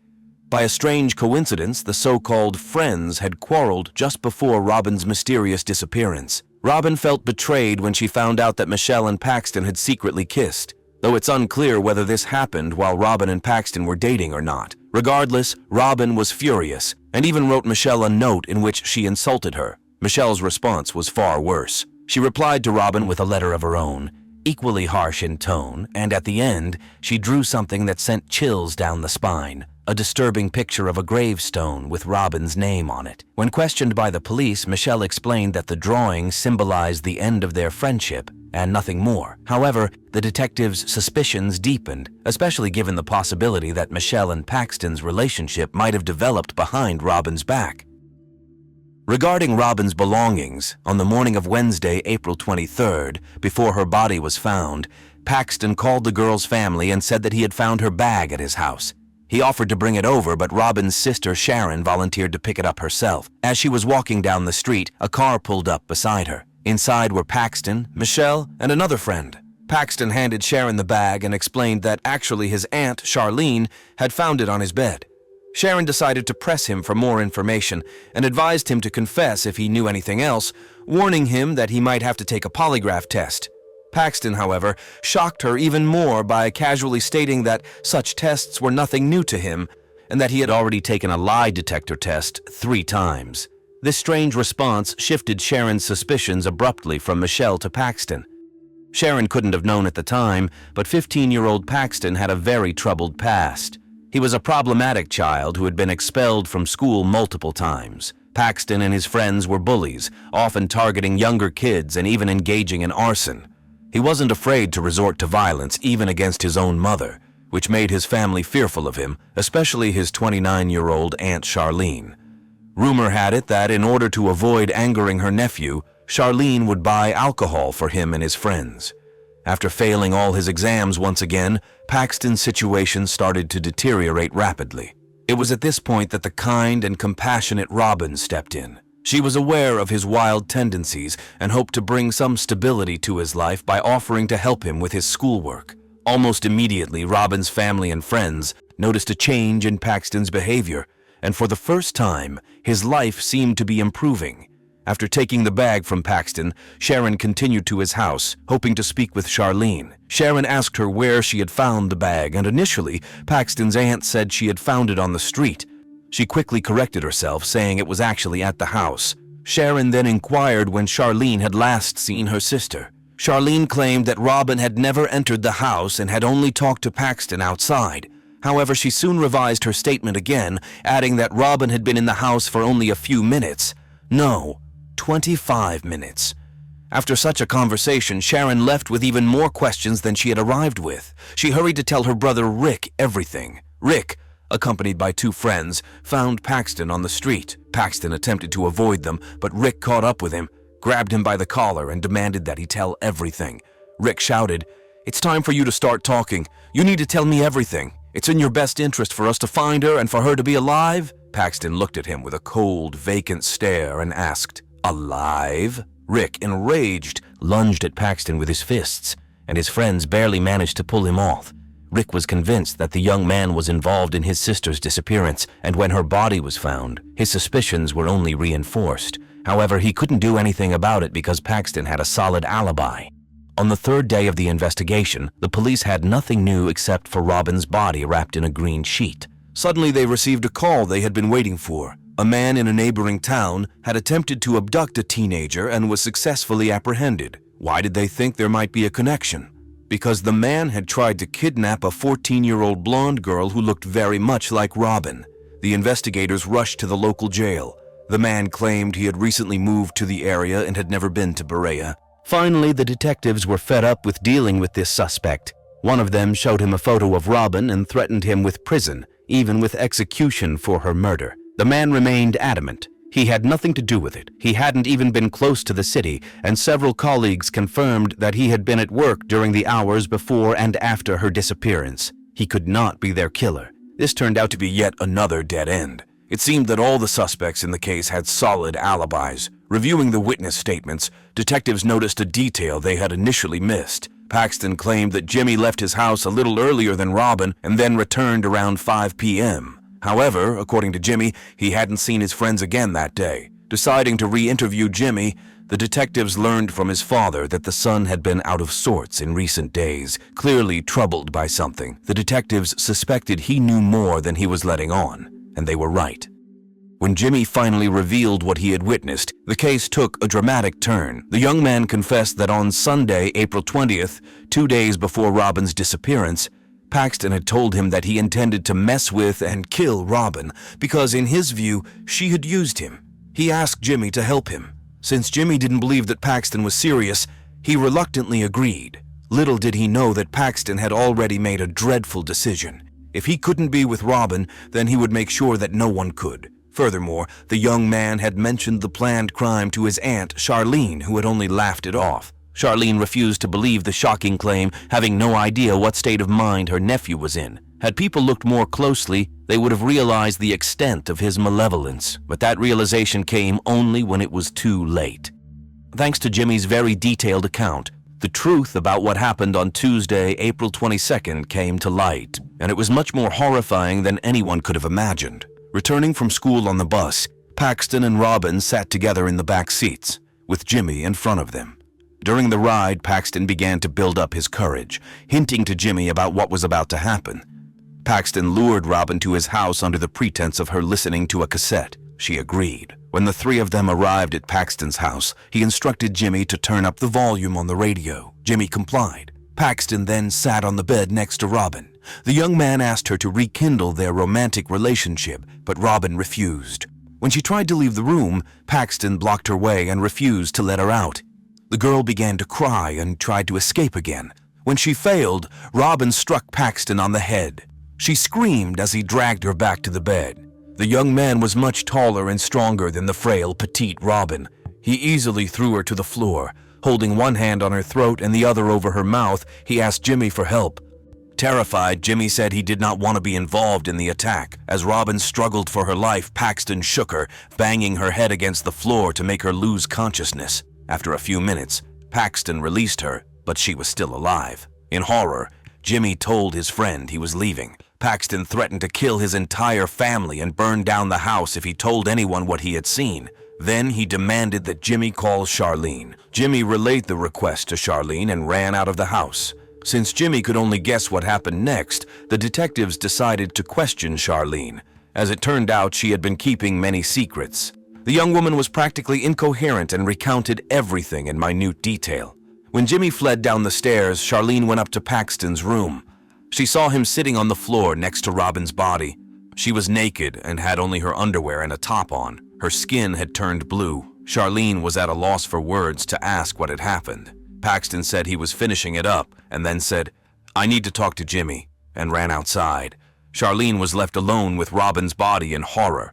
Paxton's mother, Linda, returned home around 4:30 p.m., which her son did not expect. Charlene did not tell her about the crime that had happened right upstairs and did not call the police, fearing how Paxton would react. A few minutes after his mother arrived, Paxton told his family he would be in his room for the next 2 hours and demanded not to be disturbed. During this time, his mother left the house again, and Paxton saw an opportunity to talk to Charlene so that his mother could not overhear the conversation. He asked her to come upstairs, where she found Robin fully naked on the bedroom floor. The two of them did not know what to do next. In the end, Paxton folded the victim's clothes into a bag, and Charlene handed him a green sheet from the closet. Paxton wrapped Robin in the sheet, and the two of them carried the body downstairs and placed it in Charlene's van. They drove to Robin's house, where Robin's sister Sharon came out with her German Shepherd. The young man asked how the search for the girl was progressing. Interestingly, he never asked if Robin had returned home, but rather if they had found her. The dog was going wild, barking and growling. Sharon thought it was because the dog did not like Paxton, but it turned out that Robin's body was only a few steps away. Paxton told Sharon that he and his aunt would also try to search for Robin. In reality, they headed to a bridge over the river in the park. There, they disposed of Robin's body. They then stopped at a dumpster behind a store, where Paxton discarded her clothes. Afterward, the aunt and nephew returned home around 9 p.m. Thus, Robin was killed before 4 p.m. on the day of her disappearance, 12 hours earlier than previously suspected. Due to the icy water in the river where the body was found, the pathologist was mistaken, which significantly slowed the investigation. In the days following, Paxton, Charlene, and Jimmy lied to the family, Robin's friends, and the police about what happened. No one could have imagined the twisted thoughts of the 15-year-old boy and his insane ideas that Robin's life only mattered if she was with him. On May 1st, 1986, Paxton and his aunt were arrested. While in custody, the young man wrote a letter attempting to provide his version of the events. However, much of what he wrote did not match the accounts of Jimmy and Charlene. He tried to blame anyone but himself for the murder, claiming that the girl had struck him with a baseball bat, prompting him to grab the bat and hit her in return.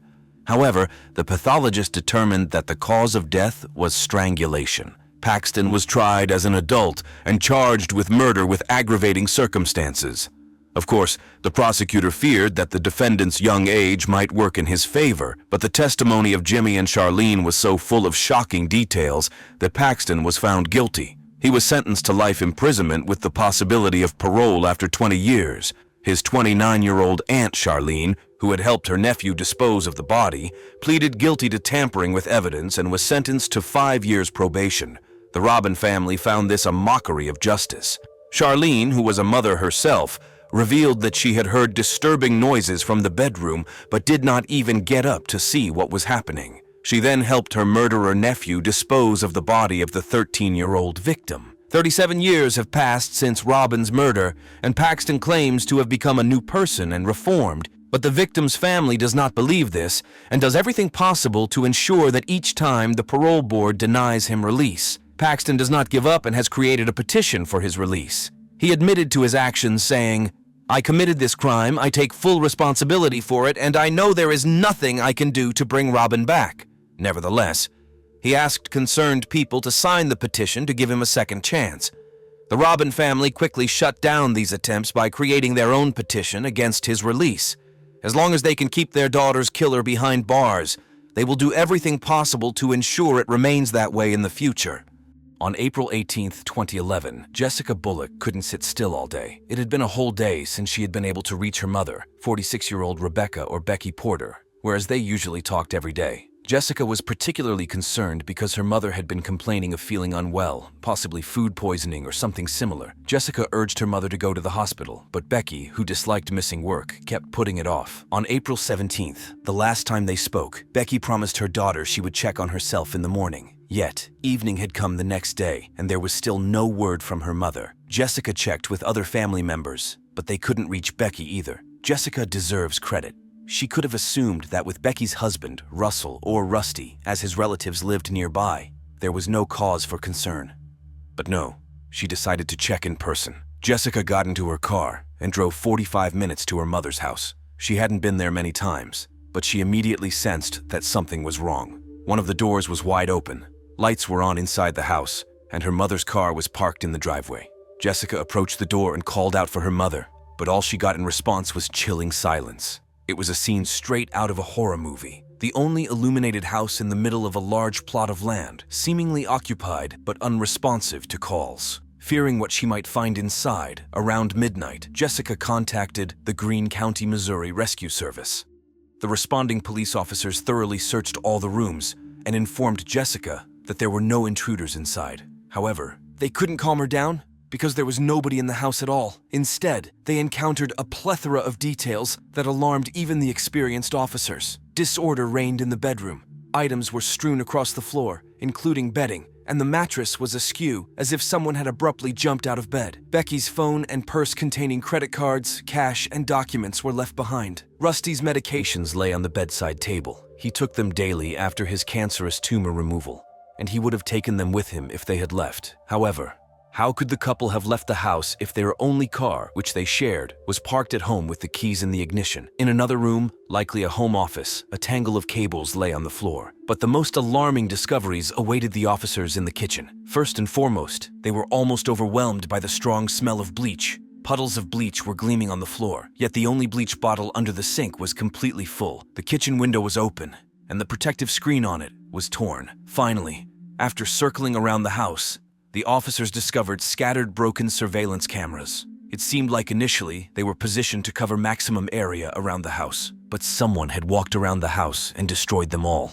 Some cables connected to these cameras ran through the walls of the house, leading to the same home office where the tangle of wires lay. When the officers returned to the room, they realized that the cameras and monitor on the floor were connected to a computer, which was conspicuously absent. This was one of the most telling pieces of evidence, especially considering that Rusty had installed the cameras quite recently. Moreover, it's not common for people to install so many cameras in the middle of a farm. Was Rusty afraid of something?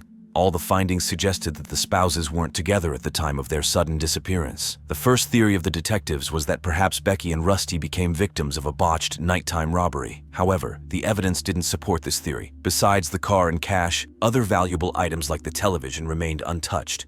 Maybe Rusty got into trouble, owed money to someone, and the couple decided to disappear this way. Did one spouse do something to the other, get scared of the crime committed, and flee? Or did someone attack them in the middle of the night? At that moment, investigators were considering numerous scenarios, each worse than the other, and doubted a favorable outcome. The police began questioning friends and relatives of the couple, starting with Rusty's mother, Kay Simmons, who lived in a small house directly behind the family home. She recounted that Rusty and Becky had only been married for about a year. The newlyweds moved into the house on the 49-acre property owned by Kay's parents. Also, less than a kilometer away from the young couple, Kay's brother and Rusty's uncle, Robert Campbell, lived with his wife Carolyn. Rusty and Becky seemed like a very happy couple, but their relationship raised doubts among their close circle. Some were uneasy about the 12-year age gap between the spouses, and Jessica and her brother even skipped their mother's wedding. On the evening of the previous day, the 17th, Rusty's son dropped by to ask his mother for painkillers because Becky wasn't feeling well. According to Kay, Rusty behaved as usual and didn't tell his mother anything that would worry her. She also didn't hear any strange sounds later that night. but when she stepped onto the porch the next morning, she saw Becky's car. Kay was surprised because Becky was a very responsible, hard-working woman who never left for work later than 7:30. Despite her son and daughter-in-law living just a few steps away from her house, she tried not to intrude and didn't go to them, simply assuming that Becky stayed home because she was unwell. But now she was certain that something had happened to her son and daughter-in-law before the morning of the 18th. Meanwhile, detectives questioned her about Rusty and Becky's relationship. Did they have any problems? Could anyone have harbored a grudge against them? And Kay immediately thought of one person. Before marrying Rusty, Becky spent 26 years in a marriage with a church pastor. However, they decided to divorce, and according to their friends, they couldn't part amicably. The former spouses fought for a long time over ownership rights of the restaurant they had previously managed together. They had been divorced for only 4 months when Becky met her future husband online. Naturally, this piqued the interest of investigators, and on the 4th day of the investigation, they questioned the ex-husband. However, it quickly became apparent that he had no connection to Becky and Rusty's disappearance. Although their divorce was accompanied by scandals, the man continued to live his life, and he had a solid alibi for the time of the couple's disappearance. Moreover, he seemed genuinely upset about what could have happened to them. After ruling out Becky's ex-husband, the police continued to delve into the personal lives of the newlyweds. Once again, the investigators quickly uncovered something interesting. Becky had complained that she couldn't stand it anymore and things couldn't continue like this. When the police questioned her daughter Jessica about this, she said that her mother had confided in her that she and her husband had been arguing frequently lately. Of course, various negative scenarios immediately sprang to the detectives' minds, suggesting that Rusty might have done something to Becky and then fled. However, unlike Becky's family, all of Rusty's relatives and friends unanimously insisted that he sincerely loved his wife, and they had never seen him happier. He truly loved her and had changed for the better because of her. So why did the woman complain to her daughter about problems? It turned out that Becky had grievances, not against her husband, but against his family, specifically against one person. Becky's grievances were directed towards Rusty's uncle, Robert Campbell. Robert lived nearby Rusty and Becky on the same 49-acre property. Kay and her brother Robert had always been very close, but he didn't like the fact that his nephew had settled on the property, which he likely considered entirely his own. He was very possessive about anything that belonged to his parents, down to the smallest details. The rift between uncle and nephew had escalated to the point where both had tried to obtain restraining orders against each other multiple times. The last time Rusty filed a complaint against his uncle was 1 or 2 weeks before the disappearance. In his statement, Rusty described how Robert, passing by the couple's house, shouted that Rusty should be careful because he wouldn't stay there for long. When investigators spoke to Robert, he didn't deny the obvious and admitted that his relationship with his nephew was strained, but he claimed that the threats were just words without meaning. Moreover, he had more reason to fear Rusty, as he was just an old man with health problems, and of course, he would never harm his nephew or his wife. Additionally, Robert had a very solid alibi. He worked as a long-haul truck driver, and during the couple's disappearance, he was headed to Texas with his wife. This was confirmed by phone records for both Robert and his wife, Carolyn. With Becky's ex-husband and Rusty's uncle ruled out as suspects, investigators hit a dead end. However, another crime shook them out of it. On April 25th, a week after the couple's disappearance, police were called to the scene of a double homicide of another married couple. The second crime eerily resembled the disappearance of the Porter couple, and it also began with a call to 911. Early in the morning around 5 o'clock, a neighbor of the couple called emergency services and said he had scared off a stranger wearing a black hoodie. The person ran away down the road.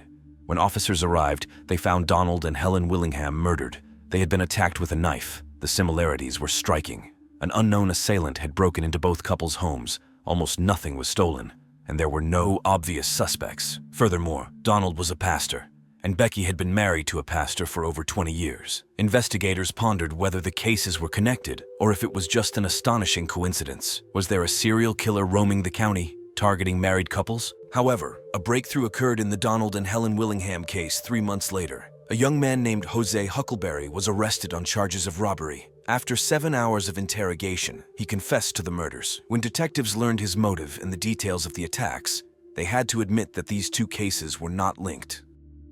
The situation for the investigation was not improving. All the evidence collected up to that point suggested that Rusty and Becky's disappearance was linked to some crime. But what? Now the investigators had neither a motive nor any suspects. The couple's relatives and friends did everything possible to keep the public aware of the case. They printed a huge number of flyers and posted them in all frequented places, gave interviews to local media, and, of course, continued to cling to the only glimmer of hope in the realm of dark thoughts and forebodings. Hope. Despite the grim circumstances, the community remained supportive, rallying around the missing couple's loved ones and assisting in any way they could. The search for Rusty and Becky continued, fueled by determination and the unwavering belief that answers would eventually surface. And suddenly, completely unexpectedly, a new lead emerged. A prisoner serving time in the local jail came forward with information that would interest investigators. Shortly before his arrest, he was relaxing in a bar where he met a man named Tony Friend. They struck up a conversation during which Tony boasted about several crimes he had committed. Among them was the murder of Rusty and Becky Porter. Detectives were skeptical of the informant, who naturally came forward only in hopes of striking a deal with the prosecutor. However, they were obligated to investigate. At the very least, they needed to find out who this Tony Friend was. The more they delved into the man's past, the fewer doubts remained about the informant's words. Tony Friend, 43, had a history of repeated involvement in violent attacks and armed robberies, rather than minor offenses, indicating a propensity for cruelty. However, it was only after examining his phone data that detectives believed they had a solid lead. On the night of April 17th, he was in close proximity to Rusty and Becky Porter's home, and then he headed towards the Cedar Creek area, known for its vast expanse of dense forest, although investigators didn't know exactly where. They invited him in for questioning, but it proved to be a futile exercise. Tony denied any connection to the couple, claiming he hadn't committed any crimes and had no knowledge of the matter. He didn't answer most of the questions, and those he did answer were so evasive that essentially the only thing he confirmed was his name and age. Detectives had hoped for a more fruitful outcome, but they were now convinced that they needed to dig deeper in this direction. Knowing that Tony had been near the missing couple's home before heading towards Cedar Creek, investigators decided to speak with his relatives and friends. Since Tony grew up in the area, he likely knew it well, and there could have been a secluded spot known only to his close acquaintances. They were right. Tony's cousin immediately recalled a place where they used to play as children. It was an area with dense vegetation near Cedar Creek, inaccessible by car. The kids called it the bulldozer spot because that's where old, non-functional cars were dumped. There were also dilapidated and abandoned cabins, which had been falling apart since they were children. The woman led the police to this location, and it turned out to be the piece of information they had been missing. On July 21st, the police headed to the specified location in Cedar Creek, specifically to the old cabin where Tony used to play with his friends in his childhood. Immediately, they detected a distinct smell, the unmistakable odor of decomposition. In the center of the dilapidated cabin, amidst piles of debris, they found a hole in the wooden floor. Inside, they discovered the bodies of two individuals, still dressed in their pajamas. Blood at the scene indicated that they were killed right there. The bodies had significantly decomposed, and investigators relied on dental records and DNA to confirm their identities. It was Rusty and Becky. Autopsies revealed that each of them had died from a single gunshot wound to the right temple, fired at close range. The discovery of the bodies dashed the last hopes of Becky and Russell's family to see them alive. It was even more difficult for them because they couldn't comprehend why someone would do such a thing. It was an execution-style murder. However, the investigators' task shifted from searching for bodies to finding the killer, and all circumstantial evidence pointed to one suspect. The police had another ace up their sleeve. Despite Tony's hardened criminal background, modern technology played a crucial role in the investigation. Officers revisited Tony's phone data and discovered that 3 of his close associates, his wife, Wendy Friend, his son, Philip Friend, and his nephew, Dusty Hicks, had followed a similar path to Tony on the night of April 17th, the day the couple went missing. If Tony remained tight-lipped, perhaps they could pressure one of them. Investigators identified 26-year-old Philip, Tony's son, as the weakest link among the accomplices. During the period between the couple's disappearance and the discovery of the bodies, Philip had been implicated in a theft and was serving time in prison. He had already experienced incarceration, so when detectives threatened him with charges of double homicide, he agreed to talk. On December 17th, the young man revealed that his father had offered him a job to ensure that 2 individuals would never celebrate another birthday. It was criminal slang for murder, and Philip understood the gravity of the task and agreed to it. So, on April 17th, according to the boy's account, his father, Wendy, Dusty, and he got into the car and headed to Rusty and Becky's house. Wendy stayed in the car while the others put on gloves, balaclavas, taped the cuffs of their sleeves and pants with tape to not leave a single hair at the crime scene, grabbed a bottle of cleaning solution with bleach, and headed towards the family's home. They destroyed the cameras and searched the entire house for a way inside, but they were unsuccessful. They were about to leave when Dusty noticed a partially open kitchen window. They cut through the protective screen, pushed the window open, and Tony helped Dusty crawl inside. Dusty then opened the back door. The accomplices then entered the couple's bedroom. They startled Rusty and Becky awake, and Dusty and Tony pointed their weapons at them. Naturally, they were terrified, begged for mercy, and didn't understand who had burst into their home and what they wanted. But the criminals had more important matters to attend to than explaining anything to their victims. They generously poured bleach all over the kitchen floor, took the computer where the surveillance camera footage was stored, and, after tying the victims' hands with zip ties, led them to the car. It's remarkable how much effort the accomplices put in to avoid getting caught. In light of this, it's simply astonishing that Tony himself confessed his involvement in this to a stranger in a bar. Be that as it may, they dropped off Wendy at home and went to the location chosen by Tony, now known to the police. The accomplices parked the car in a field right in front of the dense forest, so vast that no one would hear a gunshot or screams. Tony instructed Dusty and Philip to wait while he led the spouses away. In their pajamas, barefoot, at gunpoint, they obediently walked into the woods. It's hard to imagine what they were feeling at that moment. Surely they understood they wouldn't be coming back, but they obediently pressed forward. According to Philip, he and Dusty sat for 10 minutes when they heard a gunshot, and it was only another 10 minutes later that the second shot rang out. The horror those 10 minutes must have been for the second victim. Tony never revealed what happened in that abandoned shack in the middle of the dense forest. There are many self-evident assumptions about this, but due to lack of evidence, they remain just that. And Philip could only talk about what he knew for sure. And according to his admission, it was only when his father emerged from the darkness of the forest alone that he began to understand what they had just done. After Philip's confession, investigators had only one question left that demanded an answer, although they already suspected the answer. Why did his father decide to kill two people he had never even met before? For this job, he was promised $100,000. And for Philip, this was no secret. It was Rusty's uncle, Robert Campbell, and his wife, Carolyn, Tony's sister. It was Robert who was the mastermind behind the murder, planning the attack for a time when he himself was supposed to be away in Texas. In fact, aside from disputes over the 49-hectare plot of land they lived on, he had a second motive. Robert was selling stolen equipment and using his property for these purposes. Rusty and Becky didn't like this, and they weren't going to stay silent about it. They raised a fuss that annoyed Robert. Becky was very afraid that unknown individuals were lurking around their home, so her husband installed cameras facing different directions from the house. Irritated by their behavior, Robert decided to get rid of them, to silence them forever. Naturally, he turned to Tony, a hardened criminal, and conveniently enough, his wife's brother. As the police learned, he approached Tony with a request to kill his nephew. Tony inquired about Becky, to which Robert coldly replied, "If she's there too, then kill her too." Tony agreed. Robert was arrested, but he stubbornly denied everything. He constantly reminded the investigators that he had an alibi. When the charges were brought against him, Tony and Dusty pleaded guilty. Tony and Dusty were sentenced to life imprisonment without the possibility of parole for first-degree murder.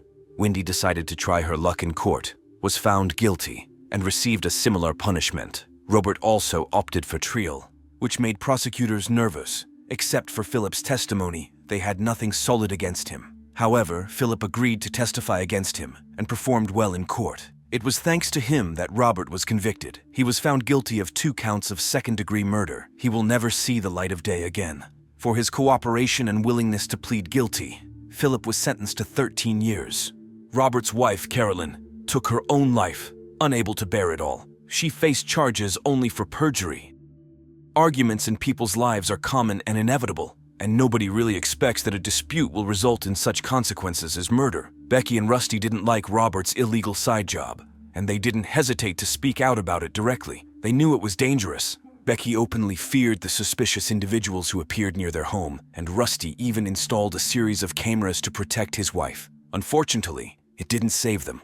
On that fateful night, when the couple walked into the woods in their pajamas and barefoot, did they suspect that Uncle Robert was to blame, wishing to get rid of the troublesome nephew and free up the house? Did the killer say anything to them before pulling the trigger? Or did the spouses believe to the last that it was some random attack, and the quarrels with Uncle Robert were just silly arguments, and he would never harm his nephew and his wife? Several years before the John Benet Ramsey case, America was trying to solve the mystery of the disappearance of 7-year-old Jacqueline Dovalibi. Was she abducted by a stranger who entered her home under the cover of night? Or did she become a victim within her own family? The police were convinced that the culprits were always in plain sight, whereas no one who knew the family doubted their complete innocence. Midlothian, located in the state of Illinois, USA, is a small town where everyone knows each other. It is situated approximately 30 minutes south of the bustling streets of Chicago and is considered a quiet suburb where there is always a sense of being in a familiar place. However, in 1988, the town changed forever when 7-year-old Jacqueline Dovalibi disappeared from her own bedroom in the middle of the night. Jacqueline lived in a cozy, ranch-style home with her parents, David and Cynthia, and her 4-year-old brother, Davy. The family resided in a beautiful location surrounded by several nature preserves, all within walking distance from their home. Jacqueline's biological father, Jimmy Guess, had no involvement in her life after a bitter divorce from Cynthia shortly after their daughter was born. David Dovalibi adopted Jacqueline when he married Cynthia 5 years ago when Jacqueline was 2 years old, and he was the only father she knew. Cynthia worked as a dietitian at the local hospital, and David was a carpenter who had been promoted to a foreman. David and Jacqueline had an instant connection, often going fishing and bowling together. According to one neighbor whose daughter was friends with Jacqueline, she was a happy little girl who never showed any signs of sadness or anger. According to all accounts, the Dovalibis were a typical, close-knit suburban family. On the evening of September 10, 1988, Cynthia took Jacqueline and Davy to a nearby KFC Kentucky Fried Chicken restaurant, while David met up with his friends and went bowling. When all family members returned home, they watched television, and Jacqueline, wearing her favorite purple and white pajamas, kissed Cynthia and David goodnight. What exactly happened in the house that night remains unclear, but the next morning, the little brunette with brown eyes was no longer there. David and his son woke up earlier than the other family members on the next morning, and around 7:45, David noticed that the front door was slightly ajar. At first, he thought that his mother, who lived with the family, had left it open and didn't worry much about it. He prepared breakfast for Davy and turned on the television. A little later, Cynthia woke up and went to wake up their daughter but couldn't find Jacqueline in her bedroom. The parents called Jacqueline's friends, thinking that she might have gone outside to play. While they searched for the child inside the house and in the neighborhood, Cynthia noticed that the basement window was broken and wide open. David immediately called the police and reported his daughter's disappearance. After investigators arrived at the house, Cynthia and David explained that none of them had heard anything unusual during the night, and they had all been sound asleep. Nothing was missing from the house except Jacqueline's blanket, which matched the colors of her pajamas. Furthermore, there were no signs of a struggle. Investigators needed to determine whether someone had broken into the house and taken Jacqueline, or if she had left the house herself, only to be taken by someone else. Although there were no phone calls or ransom notes, the FBI agents took over the investigation, presuming that they were dealing with a kidnapping rather than a runaway case. Soon, the news of a possible abduction spread throughout the town. The suburb mainly consisted of families with young children, and the possibility that someone had broken into a family's home and abducted their little girl in the middle of the night while everyone was asleep was a horrifying revelation. Considering that there were no signs of a struggle, investigators began to wonder if the girl might have left with someone she knew. If the intruder had entered the house through the broken basement window, they needed to be familiar with the layout of the house to enter the girl's room without waking the other family members, investigators concluded. We are looking at it with an open mind as a potential abduction, but also as an abduction with someone known to the family, said Police Captain John Bitton. This statement led Cynthia to recall an unsettling incident that occurred several years earlier. After a bitter custody battle during which her former partner, Jimmy Guess, did everything in his power to keep their daughter with him, he had broken into their home and attempted to take their daughter. Therefore, Cynthia suspected his involvement in Jacqueline's disappearance because she knew he was capable of such actions. Jacqueline's grandmother, Anne Dovalibi, admits that she wasn't initially worried about her granddaughter's safety because she believed that Jacqueline had been taken by her biological father, and she was confident they would quickly get her back. However, she couldn't have known that Jimmy had been in prison in Florida for the previous 4 months during Jacqueline's disappearance and was soon ruled out as a suspect. Suspicion also fell on Jacqueline's uncle, Timothy Guest, who lived nearby and suffered from paranoid schizophrenia. However, he had an alibi. It was at this point that Cynthia began to worry that something bad had happened to her daughter.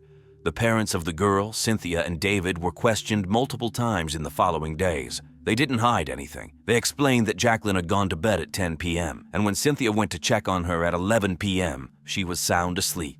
The police became increasingly skeptical of the parents' story. It was difficult for them to believe that a person unfamiliar with the layout of the house could have crawled through the basement window without disturbing the towel dryer right beneath the window. Then, they would have had to walk down the hallway to the girl's room and take her away without waking any of the other family members. The only sign that a stranger had been in the house was the broken window. No fingerprints or signs of a struggle were found. Indeed, when it comes to fingerprints and other evidence, it's important to note that the police themselves made a series of mistakes that could have influenced their conclusions. They never secured the girl's room to prevent anyone from entering it, and they didn't thoroughly search the house.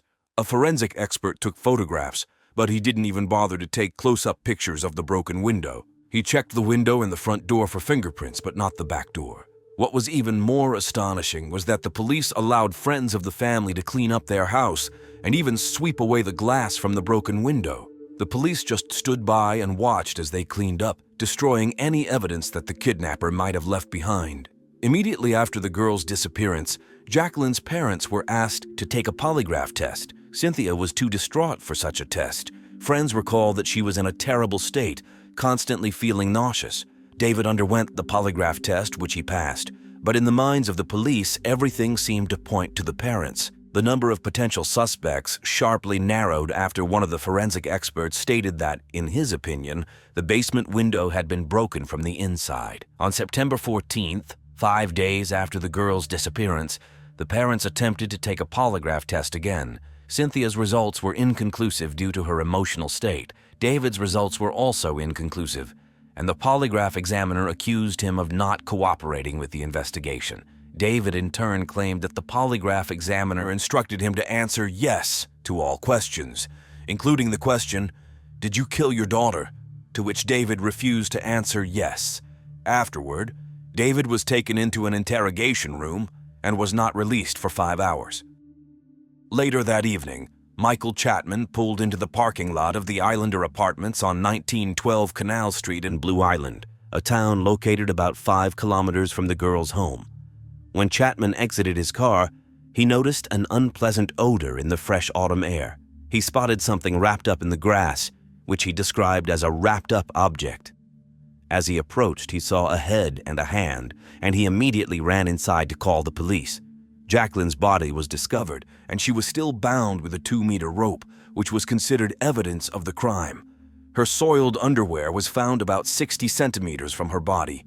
As for the police, they continued to question Jacqueline's father for about 1.5 hours without informing him that his daughter had been found. They tried to convince him to confess to the crime.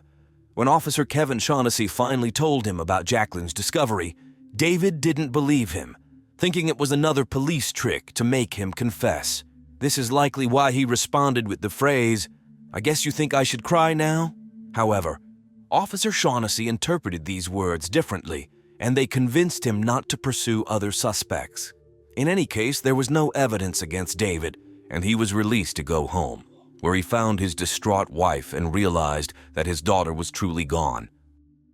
By morning, with the help of dental records, the body was officially identified as Jacqueline de Wallaby. Initially, based solely on the appearance of the body, there was speculation that she had been struck on the head, but the Cook County coroner, Dr. Robert Stein, stated that the condition of the body was the result of rapid decomposition due to the unusually warm September weather. Dr. Stein could not determine with certainty whether the girl had been sexually assaulted or not due to the state of decomposition. Although the exact time of death couldn't be determined either, Robert Stein concluded that she had been dead for several days, and the terrible crime was most likely committed early Saturday morning, right after her disappearance. After the body was identified, and given that they had been individually questioned for hours before Jacqueline was found, both Cynthia and David hired lawyers who advised them to invoke their Fifth Amendment rights and not answer any more questions from investigators. They had already told the police everything they knew, provided blood and urine samples, and gave permission for investigators to examine any family medical records that might be relevant. They also allowed investigators access to their home for all 5 days that Jacqueline was missing. The Fifth Amendment to the United States Constitution allows citizens to refuse to answer any questions that may incriminate them. The Dowalibis had every right to invoke the Fifth Amendment. However, with no other suspects, law enforcement focused their attention on Cynthia and David as the primary suspects and claimed that it was suspicious that they were not cooperating with investigators. Police rushed to accuse the family of refusing to cooperate with the investigation. Prosecutor Patrick O'Brien explained, "Even if you are being looked at as a suspect, and you know deep down inside that you didn't do this, and it's unfair, the idea of not cooperating with the police that are investigating the murder of your daughter seems overly concerned about your personal interests." On the day after the funeral, a team of 20 police officers executed search warrants at the Dowalibi home. They emerged from the house with several large bags containing items they wanted to examine in the laboratory. Additionally, they confiscated the family's blue Chevrolet Malibu. Months passed, but there were no updates or new information about the case. However, the police made a statement indicating that the family members had not been excluded as suspects. Cynthia's lawyer, Lawrence Hyman, criticized the police investigation, calling it a blatant violation of the law. While Cynthia and David continued to avoid communicating with the media, they had a multitude of supporters. Neighbors stood by the family, telling journalists that the Dowalibis were a loving and caring family, and they had never heard either of the parents raise their voice at Jacqueline or Davy. David's boss, Ross Patterson, recalled, "The only time David took a day off work was when he needed to get documents for Jacqueline's adoption. However, this did not convince the investigators. Adhering to the theory that Cynthia and David could be involved in the crime, they returned to the location where the body was found and began showing photos of Cynthia, David, and their car to residents of the Islander apartments, hoping to find any witnesses who might have seen them in the area. On November 22nd, Cynthia and David were arrested and charged with first-degree murder. Their son Davy was placed under the care of the Department of Family and Children's Services. It became known that a tenant of the apartment complex where the body was found had told investigators that he had seen David in a blue Chevy Malibu in the parking lot. A witness, a 35-year-old city transportation worker named Everett Mann, said that around 2 a.m. on September 10th, he was pulling into the parking lot, and his headlights illuminated a blue Chevy with a driver he claimed was David Dowalibi. During Cynthia and David's arrest, they were deliberately paraded in front of the media so that as many photos as possible could be taken, seemingly to convey the message, "Look, we've done our job." Detectives boasted about having a wealth of evidence against David and Cynthia, including 2 witnesses. However, it remained unclear why loving parents would act this way towards their daughter. Were there enough pieces of evidence? Or were the investigators rushing to take the case to court for some reason? Perhaps the answer to this question lies in the fact that on the same day as the parents' arrest, a major news story emerged. Richard M. Daley, the state's chief prosecutor whose office was handling the case, announced his candidacy for mayor of Chicago. Critics accused him of using a high-profile crime in his political game, but despite the criticism, Daley became the mayor of Chicago, and the case was handed over to the court. It is widely known that eyewitness testimonies are highly unreliable. Nevertheless, the witness statements suggesting that David was near the crime scene were enough to charge him and his wife with first-degree murder. Blue Island Police Chief Paul Greaves referred to these witness testimonies as excellent evidence that allowed them to rule out other leads. The police never disclosed what those other leads were, but relying solely on witness testimony to exclude all other possibilities seemed somewhat prejudicial, especially considering that Cynthia was not linked to the crime scene. Both spouses were denied bail, and it was revealed that Cynthia was in the early stages of pregnancy. In the search for new evidence, the police decided to focus on the couple's 5-year-old son, Davy, who was examined by a doctor. Supposedly, the doctor found traces on his body that could have resulted from a belt, some of which were old while others were recent. The police suspected that Cynthia and David had abused Davy at home, suggesting it could be a motive for the crime. Patrick Murphy, Davy's state-appointed guardian, said that the police and prosecutors continuously questioned the child for days. He added that after speaking with Davy and reviewing his medical records, he couldn't understand how they arrived at such a conclusion because he couldn't find anything that indicated violence against the child. He also mentioned that Davy constantly pleaded to see his parents. and he missed them greatly. In mid-December, Cynthia and David were released on bail, but Davy was not allowed to return home with his parents. He was placed in the custody of David's sister Rose and her husband John. Davy was only allowed to see his parents during supervised visits. In April 1990, the court proceedings began. It became clear early on that the evidence gathered by law enforcement was not as compelling as initially reported. The prosecutors didn't even have a clear motive for the crime, but fortunately for them, they were not legally obligated to provide one. Their main argument was straightforward. There were no outsiders in the house, so the alibis must be guilty. The defense argued that due to the poor police work, it was impossible to determine how the intruder had entered the house and what had transpired inside during that night. The idea that the intruder needed to know the layout of the house to find Jacqueline's bedroom seemed far-fetched. The family lived in a typical ranch-style house. Many such houses are built with a similar layout. Anyone who had ever been inside a similar house would likely know the layout. The prosecutors also tried to argue that the intruder had to navigate through a window without disturbing objects below, such as a vanity, a TV stand, and a towel rack. To demonstrate that this was possible, David filmed a video showing how a neighbor climbed through the basement window, propped his leg on the wall, and didn't disturb any objects below. Furthermore, it turned out that the prosecution had only one witness, not two. Everett Mann, the key prosecution witness, admitted during the trial that he had identified David solely by his prominent nose. He was about 70 meters away from the man in the parking lot and only remembered his distinctive nose, as it was dark and the lighting was quite dim. Moreover, during the photo identification, Everett was shown a frontal picture of David, while he had only seen the person in profile. Additionally, David's photo was much larger than the 4 photos of other men. Everett admitted that the person he saw that night could have been African American or Caucasian, or even a man or a woman, and all he saw was a silhouette that only looked male.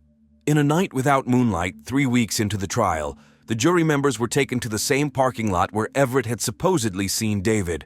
They stood in the same spot under similar conditions as Everett. They could hardly see anything. In reality, they couldn't even notice a nearby garbage can, which was said to be near where the car was parked. Several neighbors of the alibis also contradicted the witness's account regarding the car. The defense lawyers built their case around the fact that a remarkably similar crime occurred in the same neighborhood about a year after Jacqueline's abduction. On September 2, 1989, Perry Hernandez broke into a home in Blue Island and kidnapped a 6-year-old girl while her family slept. He entered by breaking a window and made his way inside without waking anyone. The man took the girl to a railroad bridge near the Calumet River, tormented her, and then allowed her to return home. This happened within 1.5 miles of where Jacqueline was found. An interesting detail emerged. The girl Hernandez was living with at the time also owned a Chevy Malibu, and Perry often stayed overnight at her apartment. In fact, even on the night before Jacqueline's disappearance, someone had entered another home in Midlothian. Elizabeth Siki woke up in the middle of the night and thwarted an attempted robbery or abduction of her daughter. She identified the person she saw in her home that night as Perry Hernandez and expressed confidence that he intended to abduct her 7-year-old daughter, whom she found tightly wrapped in 3 towels, as if someone had intended to take her away. While this may seem like more than a coincidence, Judge Richard Neville stated that he did not consider this evidence and prohibited Cynthia and David's defense from presenting these facts in court. However, the little girl abducted by Perry Hernandez was invited to testify. She recalled that while she was with the kidnapper under the bridge, he held a rope, as if threatening her with it. Besides the striking similarities between the 2 cases, this demonstrated that a small child could indeed be taken from a bedroom without waking anyone. However, in court, the defense made a mistake by failing to establish a connection with the jury members. They wanted David to take the witness stand and firmly declare his innocence, looking them in the eye, but that didn't happen. The most significant obstacle for the defense turned out to be the 17 autopsy photographs and remains presented to the jury. The prosecutors claimed that the photos were meant to help determine the time and cause of death. The defense believed that these photos simply contributed to bias among the jury members. An attorney explains, "You're shown a beautiful girl next to a photograph of her body, and of course the jury members thought someone must pay for this crime. However, the photos didn't convince the judge, who dropped the charges against Cynthia because her only connection to the crime was being in the house. The judge ordered to keep his decision secret because David's fate still lay in the hands of the jury due to the testimony of Everett Mann. After 14 hours, the jury delivered their verdict: guilty. Everyone believed that David would be acquitted, and the media were already waiting for him outside the courthouse for interviews. It was a shock to everyone that he was found guilty. The judge sentenced David to 45 years in prison. Many didn't understand why the jury had no doubts about his guilt, but suddenly everything fell into place. In an interview with a reporter, the jury foreperson confessed why a guilty verdict was reached. It turns out that the jury saw photographs of the Dovalibi home. In one photo, the bedroom door of young Davy showed a dent from a fist, and the jurors believed this indicated David Dovalibi's violent nature. Coming to this conclusion, the jury members decided that there had been a lot of violence in the house. How wrong they were. The fist-sized dent had appeared long before David moved into the house with Cynthia, and perhaps even before Jacqueline's birth. David's younger brother had struck the door with his fist when he was a teenager. The house belonged to David's mother, and the family always had more important things to spend money on, and the door was never replaced. Neither the defense nor the prosecution mentioned this dent, so the jury's decision was based on things that were not even discussed in court. The jury foreperson added that if they had their way, they would have accused Cynthia as well. During this time, Cynthia fought for custody of Davy. Several psychologists and social workers testified, stating that there was no hint that Davy had ever been mistreated, and Cynthia was a kind and loving mother who doted on Davy, and he on her. By mid-July, Davy was allowed to return home to his mother and his recently born sister, Carly Marie. The fact that the jury was biased against David needed to be used to challenge the verdict. Cynthia and the family's friends formed a committee to fight for David's release. One committee member offered a $10,000 reward for any information about the crime. Additionally, the committee allowed them to connect with people who could assist with the case. One of those people turned out to be Robert Byman, an attorney from the Chicago law firm Jenner and Block, who volunteered to work on the case pro bono. Initially, due to police statements, he also believed in David's guilt, but after studying the case materials, he realized there was no evidence against him at all. He understood that David was wrongly accused due to human nature. Byman explained, 12 good and decent members of the jury were entrusted with deciding the fate of this case. Their choice was simple, to stand up and leave, saying, "Sorry, Jacqueline, we can't do anything for you," or to convict the only person sitting before them. They chose the latter. In October, Robert Byman filed a petition for David's release based on new evidence. Gerald Bauman, a prisoner at Cook County Jail, claimed that he had overheard Perry Hernandez confess to the murder. However, after the petition was filed, Gerald refused to sign his previously given sworn statements, fearing for his safety, and claimed that he had received threats after news of this new evidence came to light. The appeal garnered such a significant response that, for the first time, the Illinois Appellate Court allowed video recording of the case proceedings. The Illinois Appellate Court had three options: uphold the guilty verdict, order a new trial, or completely exonerate David, which would mean he could never be tried for this case again. 5 months later, the court's decision was announced. Complete exoneration. The court ruled that the chief witness's testimony had been inaccurate and unreliable, and the prosecutors had failed to prove beyond a reasonable doubt that David was the only person with the opportunity to commit the crime. The judges noted that all the basement windows had been left unlocked that night, and any of them could have allowed the perpetrator inside, but unfortunately they were not checked for fingerprints. They also criticized the decision to show the jury 17 gruesome body photographs that were unnecessary. On November 13, 1991, after spending 18 months in prison, David walked free. I've been a lawyer for almost 30 years, and in all that time, there have only been 3 times when I was as happy as I was the day I walked David Dovalibi out of prison. Our judicial system is designed to work in 95% of cases. This time the system failed. It convicted an innocent man, said Robert Byman. However, the Dovalibi family was about to experience yet another shocking turn of events in one of the most paradoxical and unusual murder sagas in modern Chicago history. It became known that Rob Warden and David Protess who were writing a book about the case titled Gone in the Night, had discovered a new potential suspect. Timothy Guess was a 31-year-old brother of Jacqueline's biological father. Timothy had been diagnosed with schizophrenia and lived in a house with his mother not far from Jacqueline's home. Initially, he claimed to have been working at the Park Avenue restaurant in Harvey on the night of the murder, and 3 restaurant employees confirmed his alibi. However, now 2 of them had recanted their statements. At least 5 regulars of the establishment also claimed that Timothy wasn't there that night. Warden in protest spoke to Timothy, who told them that he often heard voices in his head and suffered from memory lapses. He told them that he was guided by a spirit, and this spirit had allowed him to describe the layout of the Dovalibi house, even though he had never been inside. He could even describe how to get to Jacqueline's bedroom.